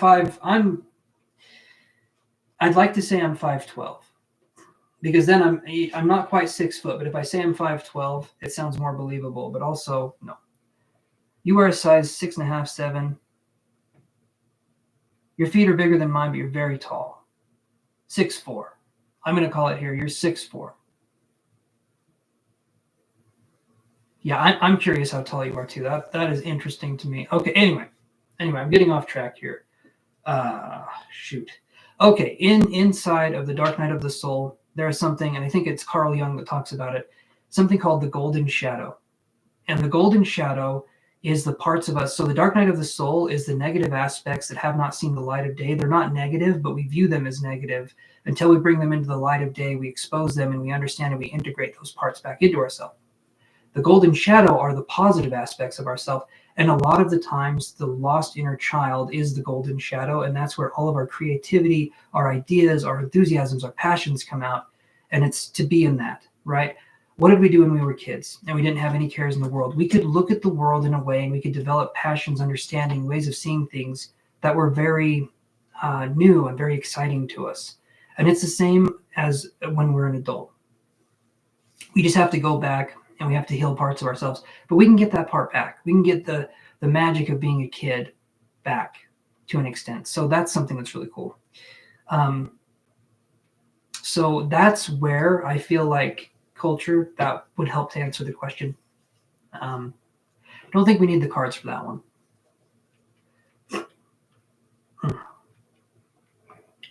But does that help answer it? You have big feet, but you're 6 feet, Chance. This is wonderful. I love hearing things like reparenting. Okay. You're 6 feet. Okay, so I have 2 feet, not 6. No, I'm 5'11". I'm 5'11", but if I wear shoes, I'm almost 6 feet tall. And if I feel like if I want to lie, I will just say I'm 7 feet tall, and then I get to feel good about myself. That's where you are now, but all 6 are pretty. That's awesome. That's a lot of toenails, and I appreciate that. I've got toenails. I don't know why you guys would think I don't. That's weird. I definitely do. Okay, let's move on here. Let's go into, I said the next person was going to be Yasmer. So Yasmer, what was your question? You're very welcome, Culture. Very welcome. I love having you guys here. Like we're starting to get a group when I come on, and the group is very supportive and very loving and very kind. Sometimes a bit naughty. I don't know what that's about, but I love having you guys be here, and just the energy's nice, right? Actually, I shrunk 4 inches after I fell 40 feet. Wait. It's just funny that I get more psychology from a psychic than a therapist. Therapists suck. They can. And is that true, Aubrey? Is that a real thing? You fell 40 feet and so like your discs are compressed, right? This is nice. So you're 5'8". Wait. I'm so sorry that happened. That sounds horrible. Jeez. What's to come in love for you? Okay, Yasmer, we'll look at that. Yeah, Aubrey, I'm sorry about that. That's normally I joke and stuff like that, but if that sounds, you are tough. That's some shit. It was. Hopefully you're getting some treatments or something to help with the pain, because that does sound like it would. Oof, I can only imagine. Sent something through PayPal. Hope it went through. Oh, thank you so much, Divine Vision. Let me see.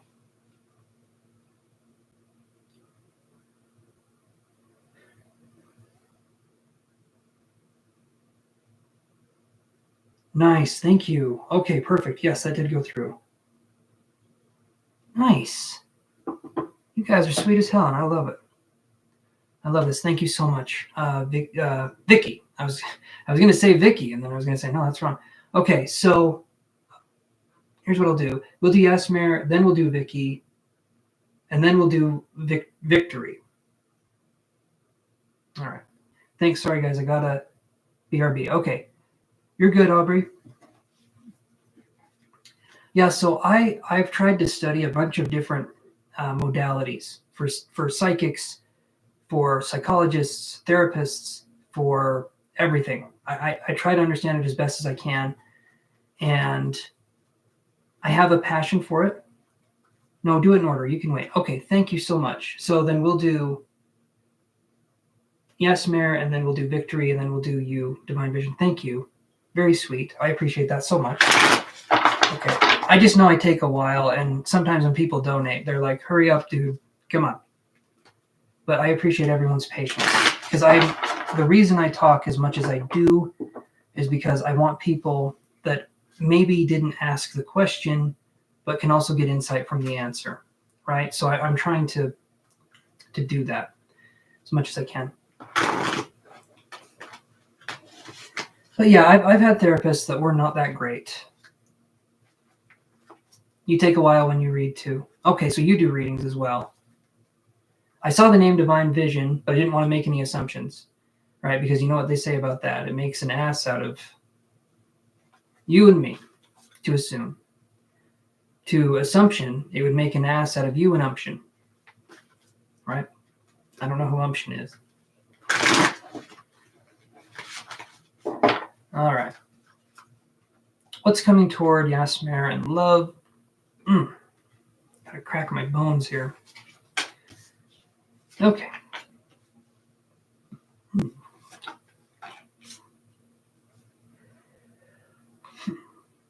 Okay, this is interesting.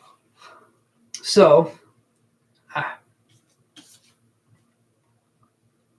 we have the Nine of Swords. And I know it's a scary looking card. I'll explain what that means. And then we have the World in reverse. And this is what it looks like upright.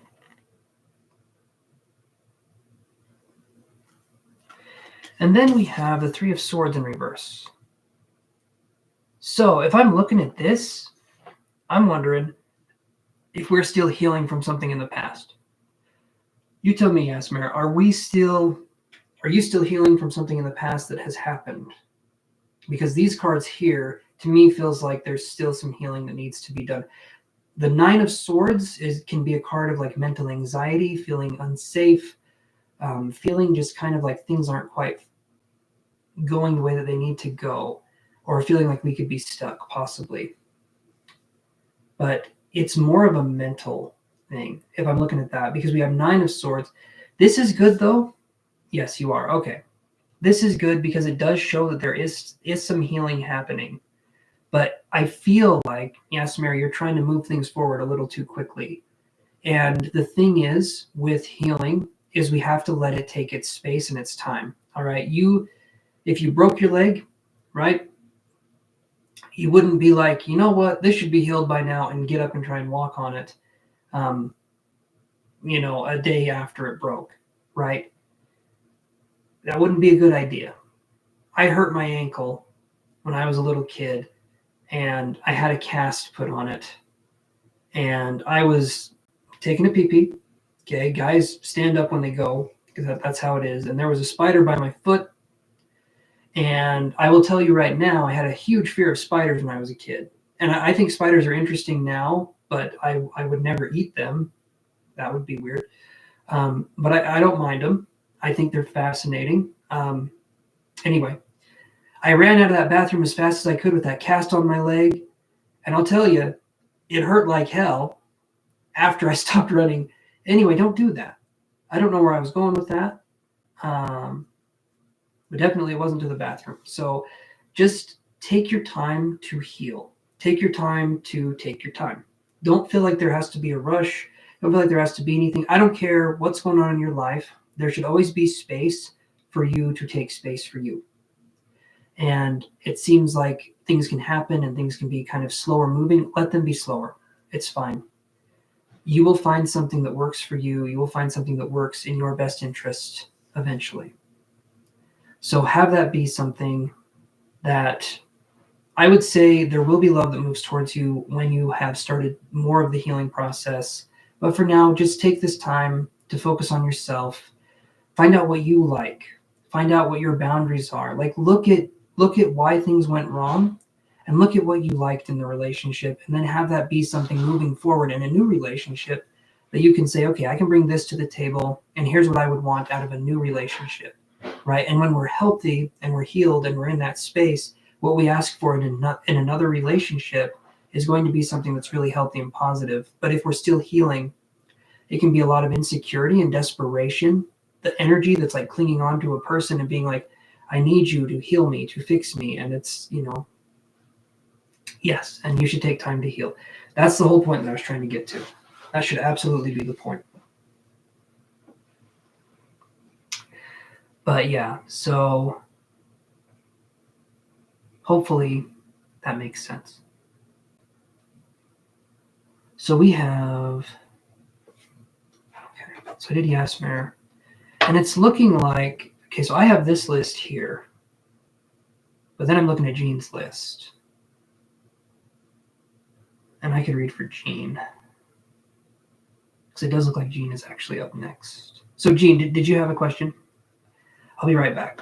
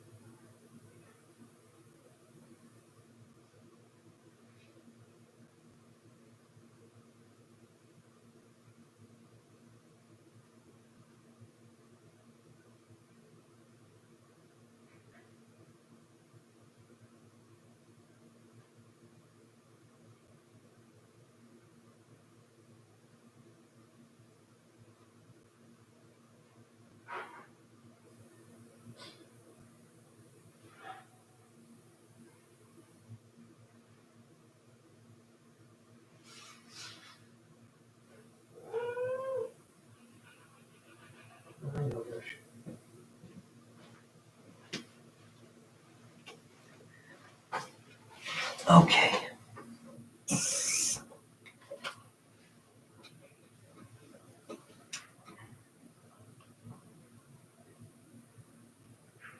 Oh, you had a cousin. Okay.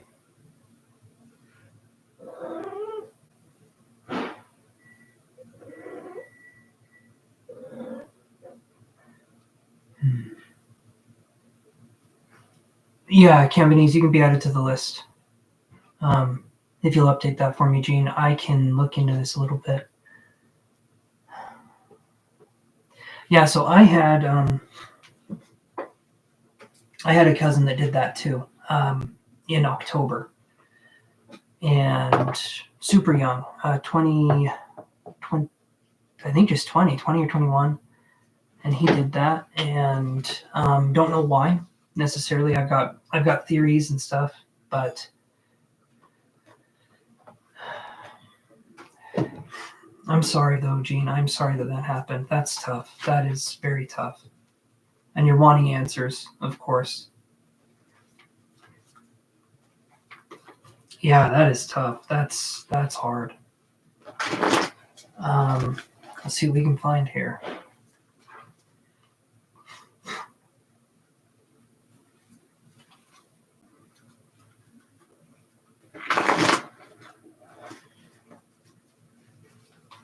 These will just be, Gene, these will just be kind of how I'm reading the cards. I'm not going to do mediumship just because it's not something I feel I'm ready to do just yet.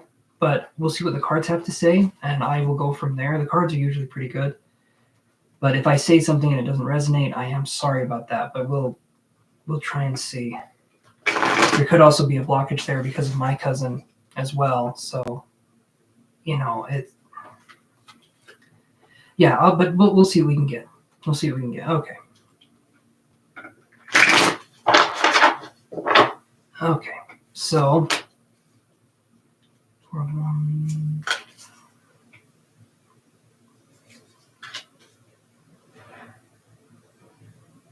Okay, this one's interesting. He's such a lovely person. It was shocking. Yes, I can understand that. Yeah, it is shocking.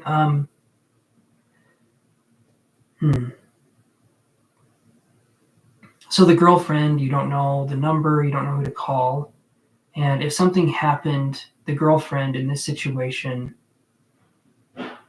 even if she knew something, if there was something that she did, it would be hard for her to admit to doing it. You know what I mean? Like, not necessarily like she was bullying him or anything like that. The reason I'm bringing this up is this. Literally, Four of Wands in reverse, okay? This is like not necessarily a happy home. And then we got Nine of Swords, anxiety, something about the future, something about the mental state, and then we have the Two of Cups. So this to me, I mean, if I'm looking at this feels like to me it wasn't a good situation for one reason or another. And maybe she's great, maybe something happened that put them into a big fight. Maybe something happened. I don't know. Sometimes when people are in a really bad mental state and they say they're going to do something, the person just says, well, then do it, because they're mad, they're angry, and things are said that can't be taken back. I'm not saying this happened necessarily, but I'm saying that could have happened. And then this, right? There could have been a really bad argument. There could have been something that happened, and then he could have taken his life. I mean, let me get two more energy cards to look at that, though.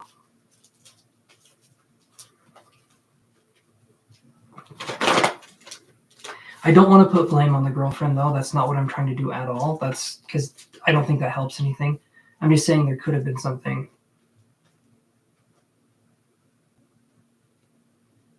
They've been together for like 20 plus years. We didn't understand why or how they were together. I thought maybe she broke up with him or something. That could have been it too. Yeah, because the Two of Cups with the Nine. Yeah, that could have been it.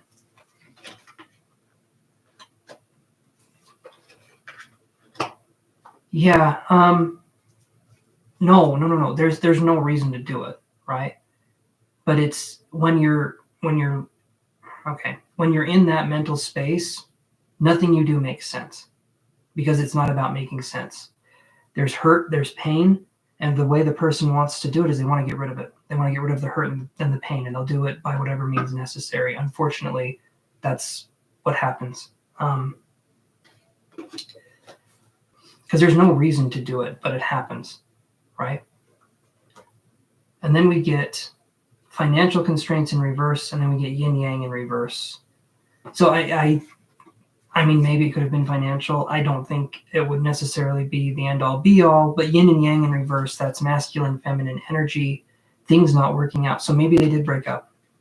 Maybe something happened. Maybe it was just the end of the line in that way. Like the relationship had finally run its course and this person didn't know what to do after.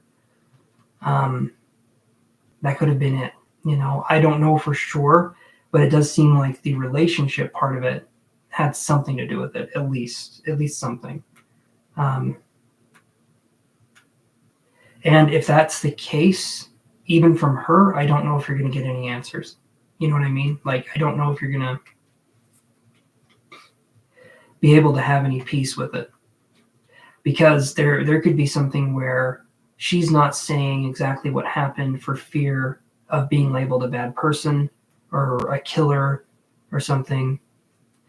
I often wondered if she was abusive or controlling because she made more money than him. She isolated him from everyone, moving all over the U.S. Could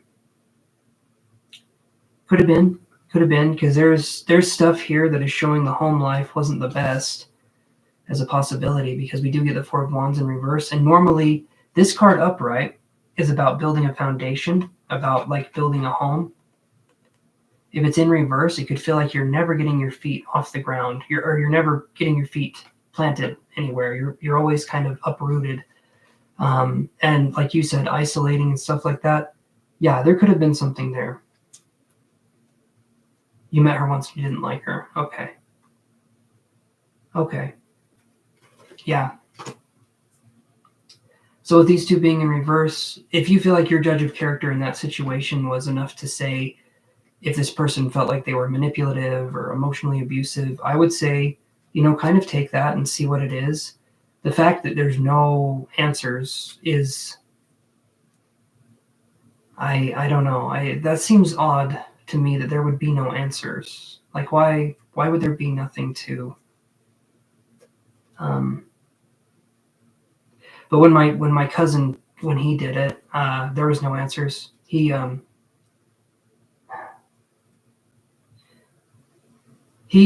laid all of the clothes out that he wanted to be buried in on the bed, and then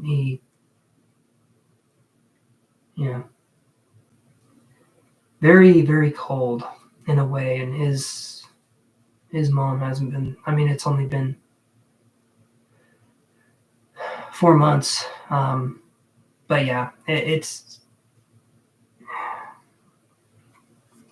but again, I'm so sorry, Jean, that happened, because that's just tough.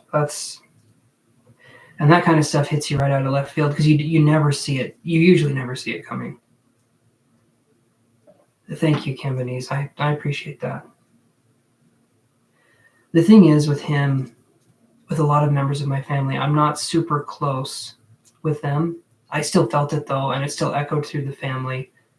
But it's still tough. It's still, because it happened. That was the first time anything like that happened in my family. And sometimes I can send shockwaves or ripples in the family. So I'm just hoping that that's not the case. She almost didn't speak at all when I met her, so I didn't get a good feel for her as a person, but her energy was closed off and weird. Yeah, so you're an intuitive, Jean, and so you could kind of have an idea of different things, different ways of body language. Sometimes people can just be very awkward and insecure, but also sometimes people can just not want to speak because they know that there's someone that can read them as well, So it's just up to you to take that however you would want to take that. But again, I'm sorry that all that happened. I know, buddy. Thank you. But hopefully that helps to kind of give a little bit of clarity with that. Yeah, it sounds like it wasn't the best relationship Or, yeah. You got the same rating I did when I asked myself. Yeah. So then I think we're right then. You're very welcome. You're very welcome, Gene. I appreciate that. Come here. Okay, so now we're on to victory.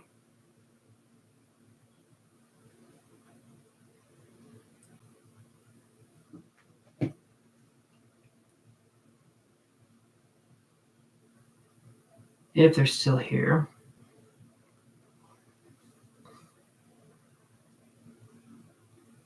We'll give them just a little bit of time because then I'm going to go into Divine, or I was going to call her Divine Vicky that time. You're back. Sorry, phone died. That's all right.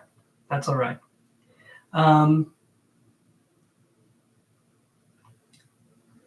Okay. So let's go to Divine's question then. Come here, Yoshi. Come on. I'll be right back, guys. 1 second.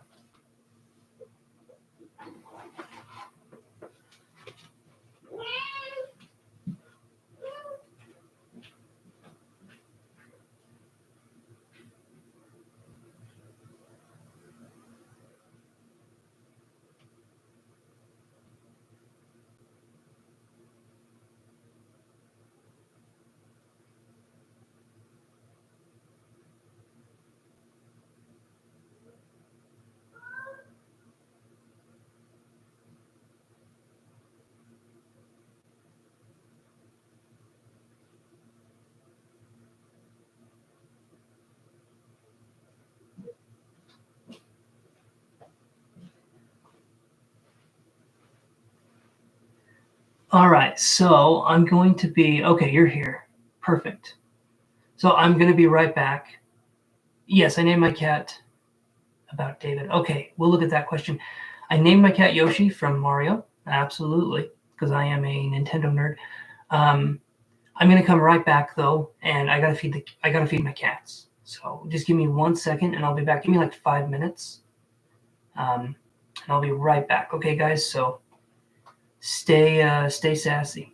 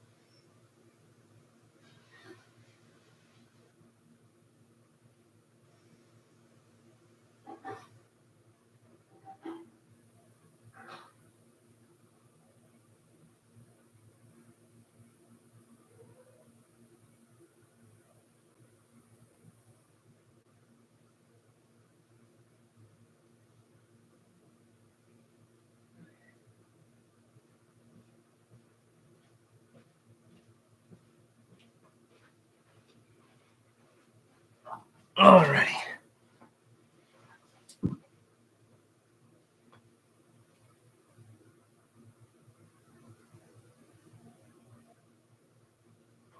You're welcome, Aubrey. Have a good one. Get feeling better.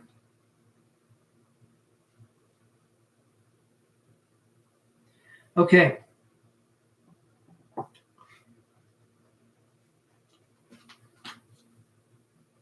Chance needs to feed his. Yes, you know I need to feed the cats. And you even put 3 of them up there. Perfect. Perfect. Nice. I am back. I am back. Believe it or not, back and better than, I don't know. I think I do good in a fight against my 5-year-old self. I don't think I would lose unless I was sleeping. Thank you, Dean, and thank you, Vicky. Okay, so let's do this here. Let's see what we can come up with for, what did you say again? So it was right up here. Okay, what does Spirit have to tell Vicky about David? Come on, Spirit. What do you got to tell Vicky about David? What kind of stuff is going on with David?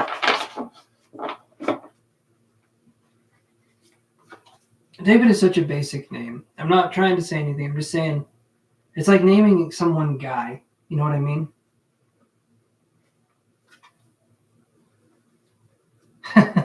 Palmistry. That's pretty good shit right there. Did you come up with that joke? That's pretty good. That's pretty good, Culture. Like, imagine if a guy was named Guy. You know what I mean? It's like, your parents were creative. Come on, David. Everyone is named David. I swear I'll meet a woman named David once, and I won't be that shocked by it. I've met a couple guys named Ashley, which you would think would be more of a feminine name. No, it's a real thing in Japan. Oh, that is such a... What do they... That can't be a real thing in Japan. That has to be the most impossible...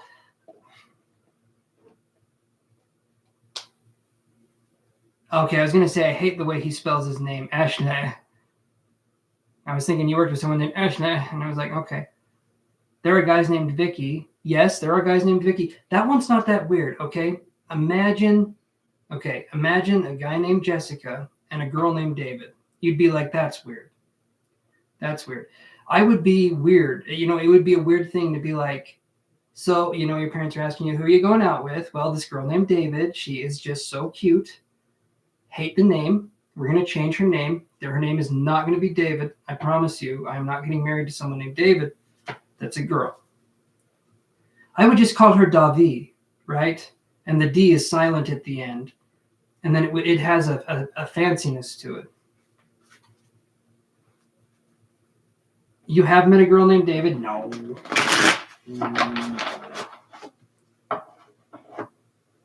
And yes, I don't know. Cambanese is making stuff up now, just for the clout. That same way, Davi or David. But it was spelled. Oh, okay. So this is a thing. I'm more psychic than I know, guys, because I can predict the weird scenarios. One time, and I shit you not, and this was funny. This was one of those moments where I think Spirit was just having a fun time. I did a soulmate reading for somebody because I used to do those. I don't do those anymore. But it would be like, what will my soulmate be like? What will they look like? All of this different stuff, right? And this was funny. I cannot make this up. I described to her that the soulmate, I was going to say roommate. No one's wondering what the roommate's going to look like. Okay, maybe a few people. Are they cute? Living with the cutie wouldn't be a bad idea that pays rent. Okay, anyway. So she was telling me about some different stuff, and I give her the reading. And in the reading, I said this person is going to be in a play.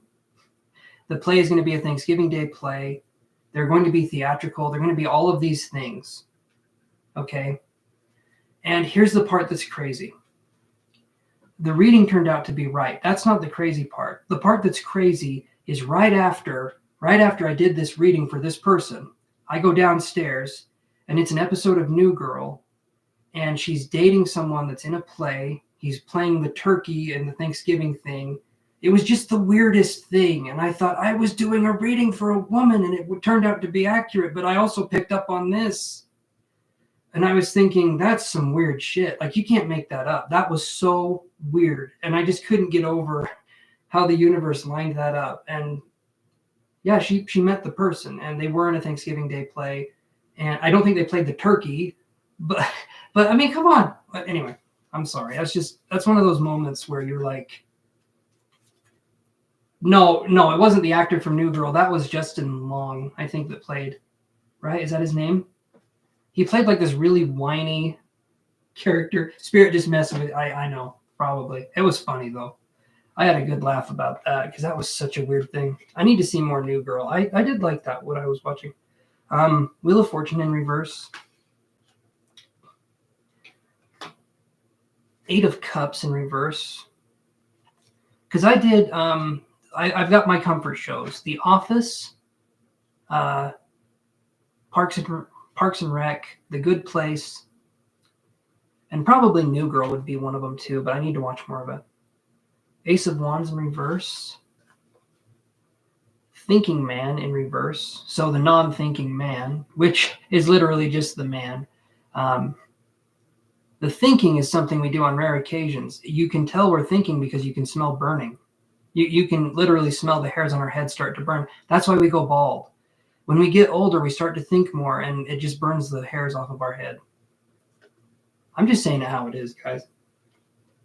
Healer of the Ages. And we're going to talk about this one, Divine, because, yeah. So, here's what I'm thinking. Yes, I'd say he wasn't thinking. That sounds about right. The non-thinking man, or just the man, as we like to call it. I have not seen Brooklyn Nine-Nine. Everyone says it's so good, and I need to watch it. I feel like it's going to be that weird, like Saturday Night style, where they try too hard, and then it's not that funny, but people love it. So maybe it's good. Maybe it's good, and I'm just a freaking snub. I don't know. I probably need to watch it. So this one here, Wheel of Fortune in reverse. This card's always really interesting to look at because it says it's in reverse, but really, upright or in reverse, it still looks the same to me. It's a big old mushy ball. Looks like someone took a very odd peanut butter sandwich and tried to stick it into one of those ball capsules, like when you're young and you like put a quarter in, and then they just said, "Here you go." And then the 8 of Cups. Okay, so let's do this one. 8 of Cups and the Ace of Wands. Both of those are in reverse. So, and then you literally just said he wasn't thinking. And then this card here, I think, is describing you in the relationship. Possibly. So, Vicky, Healer of the Ages, to me, is this someone you've given multiple shots to, like multiple tries to try and understand them? He's my twin flame, and he overthinks a lot. We let go each other. He's got a lot of healing to do. I keep having the feeling he's going to make contact. Okay. So the Healer of the Ages, that is you in that situation. These cards here, though, these two, this is what's got me thinking. The 8 of Cups in reverse that's not a bad card, okay? Because it's walking away from what no longer serves us. Right, I figured you were the healer in the situation. Walking away from what no longer serves us, but can also be turning our back on something, which I don't view this as turning your back on something. This is in reverse. So I don't think you're turning your back on something. I think you're walking away from what was no longer serving you. And then the Ace of Wands in reverse, though, maybe it was a more, let's say, quote unquote, fun relationship. There was some deepness too, but I don't know if this person has the depth that you're necessarily looking for. Twin flame, I get it. it's always difficult for me because I don't like using labels to describe certain relationships, because I've had a lot of people that I've worked with, that I've talked with, and they will say, oh, but this person is this. And I'll be like, well, yeah, but they're treating me like shit, or they didn't do well in this relationship, or they didn't do well in this. I think it's good if we learn lessons from the people we're with, but sometimes we will keep learning the same lessons. We triggered each other a lot of dark night of the soul healing. Okay. But Vicky, were you the one doing a lot of the healing? Do you feel like this person is healing as well? Or do you feel like you bring stuff to their attention and they choose to ignore it rather than address it? It sounds like there's some stuff that has maybe been worked on, but for guys, it's really hard for us to enter into that healing state, especially with another person. Yeah, you don't like labels. It just explains. Okay, fair enough. I understand that, and I'm not trying to bash it, right? It's just one of those things that's like okay, I've had people be like, I was getting, but I don't think he was as much. Okay, that's what I like. Okay, you're honest with yourself. Okay, you were healing. Okay, perfect. That's why this came up. That's why this came up. Okay, so that's kind of what I'm trying to address here. And when I'm talking with people, I like to know I can be real with them and I can be honest with them.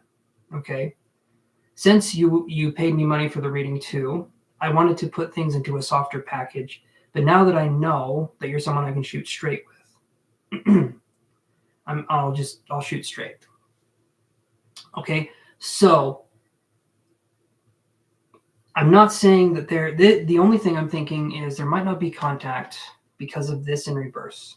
Okay, and the reason why that card there in reverse is very much like the masculinity of this person isn't to the point, like if they do reach out, I don't feel like it's going to be this big moment where they realize their shortcomings and stuff like that. I think it's going to be a moment where they're wanting to talk, but I don't feel that there's still that depth that you're wanting.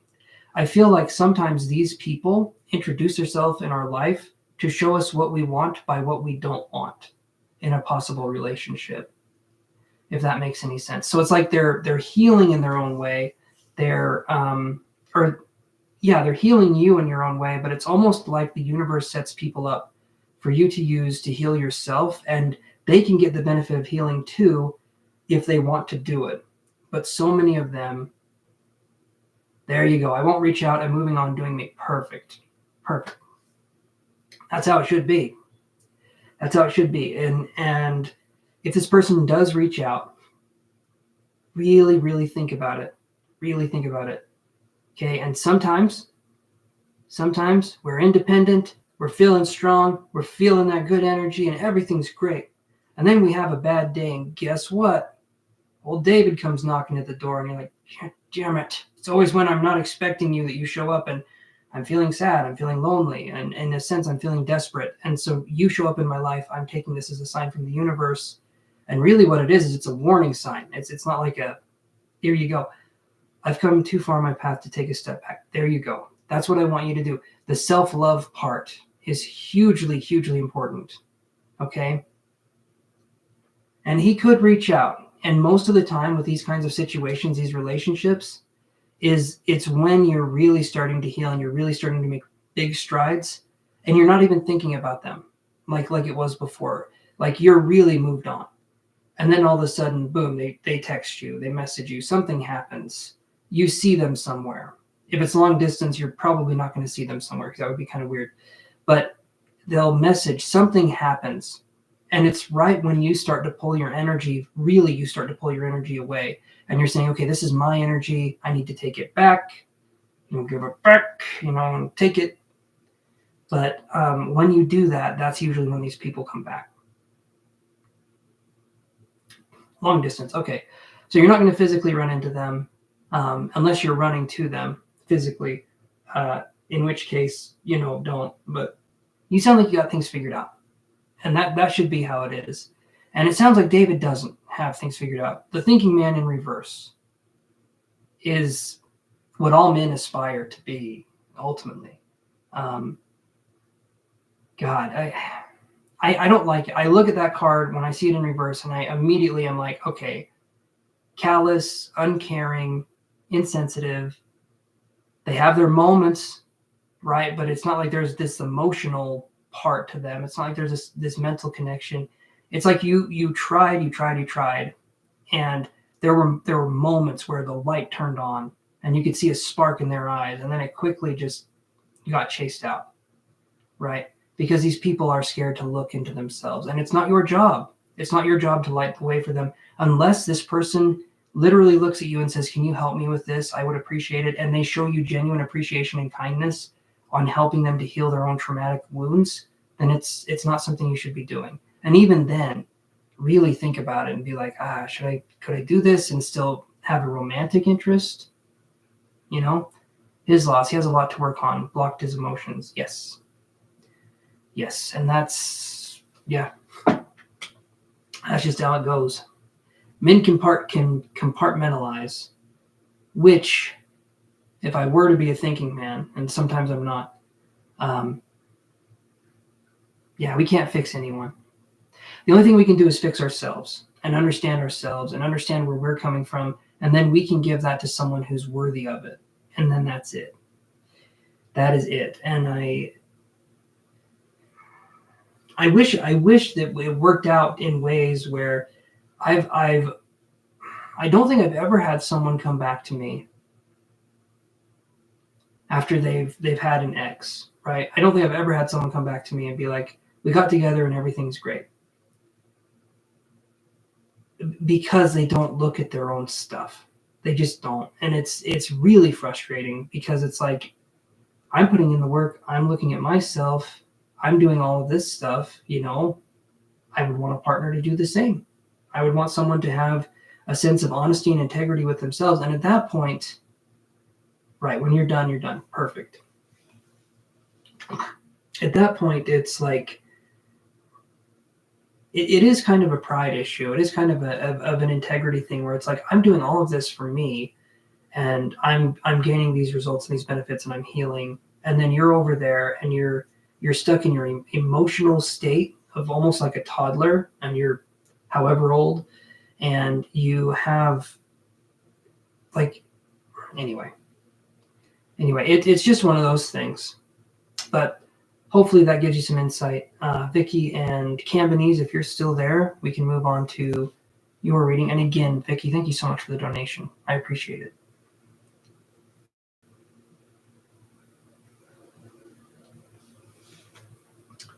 Hey there, Cambanese.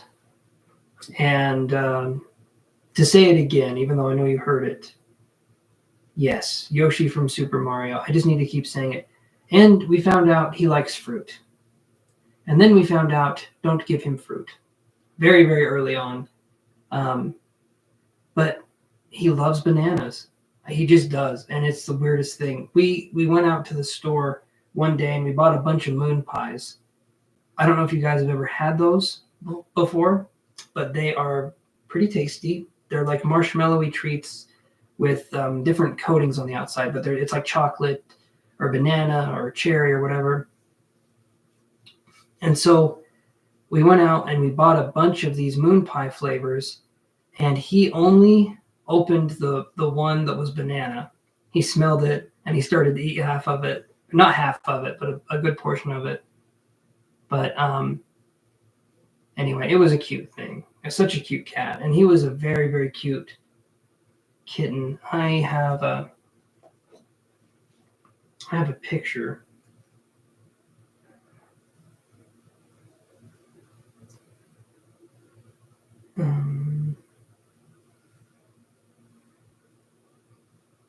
Well, I did have a picture.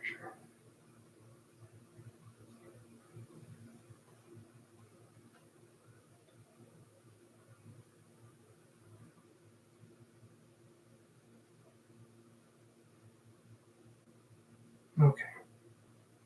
I can't find the picture. They are delicious. Okay, Gene gets it. He had a treat. He really did. They really are good, though. I honestly, I need to get some. Have you heard of Tunnock's snowballs? I'm trying to think of some jokes here. Tunnock's snowballs.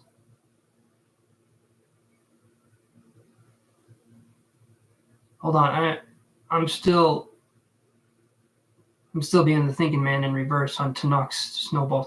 Is this a joke? You're setting me up for a joke, and I keep saying the punchline.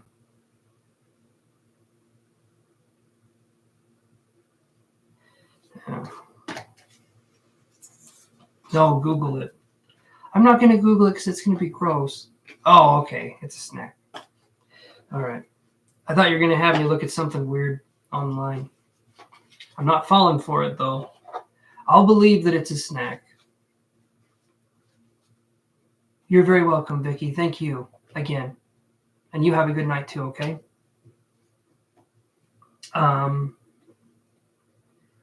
Let's see.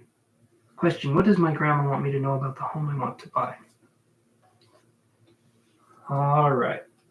I think she is saying, looks good. That's kind of all I can get, though. Now, let's look. Let's see what the cards have to say. I wasn't really doing mediumship there. I'm just being a smart ass. What does your grandma want you to know about the home you're about to buy? A snowball is 30 grams and is made of soft marshmallow coated in chocolate and sprinkled with coconut. Oh, okay. Okay. So in that case, a snowball fight would be very good. Something I would want to have happen to me. That does sound actually pretty tasty. Now, I've never heard of that. Where are you from, Campanese? Because I do not think the United States has that. Unless you're in some exotic part of the United States like Seattle, they have everything. All right. They sell it at World Market. I don't know what that is either. World Market. I come from a town where, let's just say it's pretty small. My husband is from Scotland. That's where I found out about it. Oh, okay. So it's a Scottish dessert then, I guess?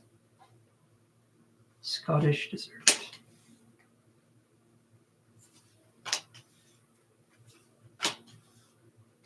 Okay.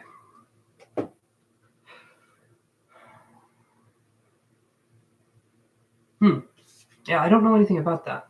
So again, this card's been showing up a lot in different ways. 9 of Swords in reverse.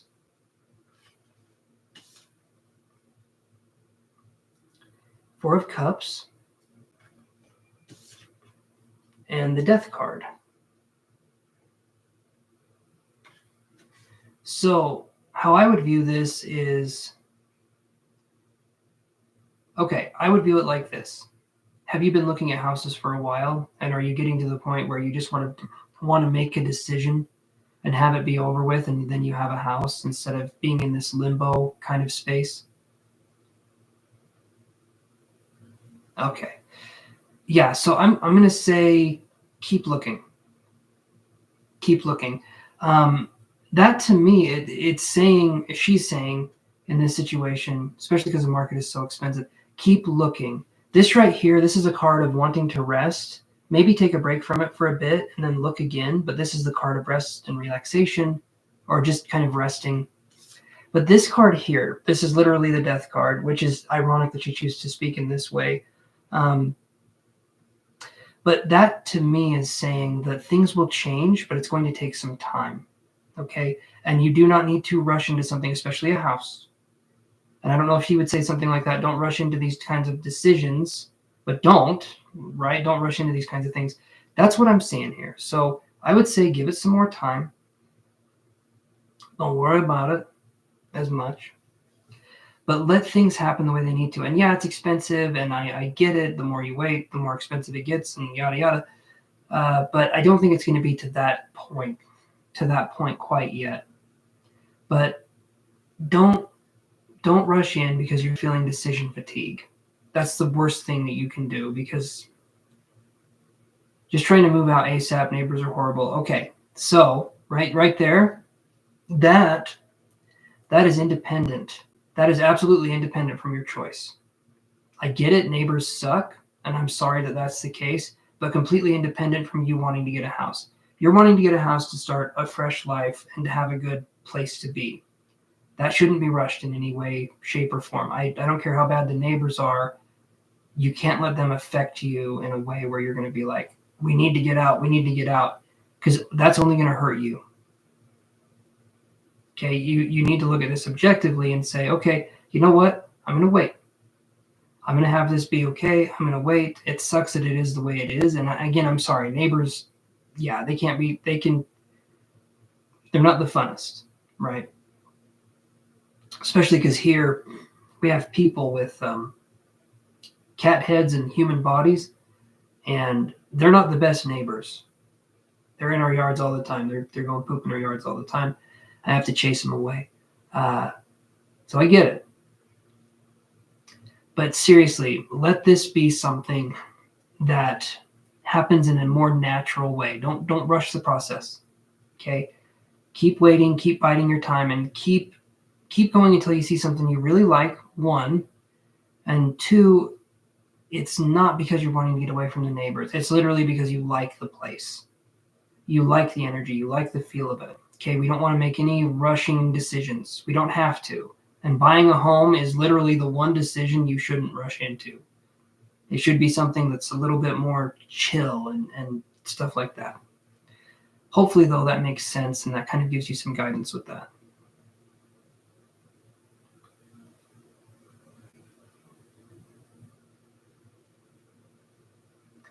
But with that being said, you're very welcome, Cambanese. Thank you for coming on. Love having all you guys on here and chatting. And remember to like the video if you guys wouldn't mind. And I, for one, am going to get ready to go to bed. But thanks again. I'll be on again tomorrow, 7:15 or super, super close to it. Tonight was just, I couldn't quite get here in time, but I'm going to try my very, very hardest to always be here, 7:15, Monday through Friday, and we'll go from there. But everyone, take care. I appreciate you guys so much. And thanks again for all the donations. Tonight was a success with that, and so that makes me feel appreciated and valued, and I super, super appreciate that. But everybody, take care. Sleep good when you do go to sleep. And thank you for writing that, Gene. Appreciate you, and I appreciate you, Gene, very much. Okay. All right, everybody. I will see you guys later. Take care, everyone. Sweet dreams to you too, Gene, and you have a good night.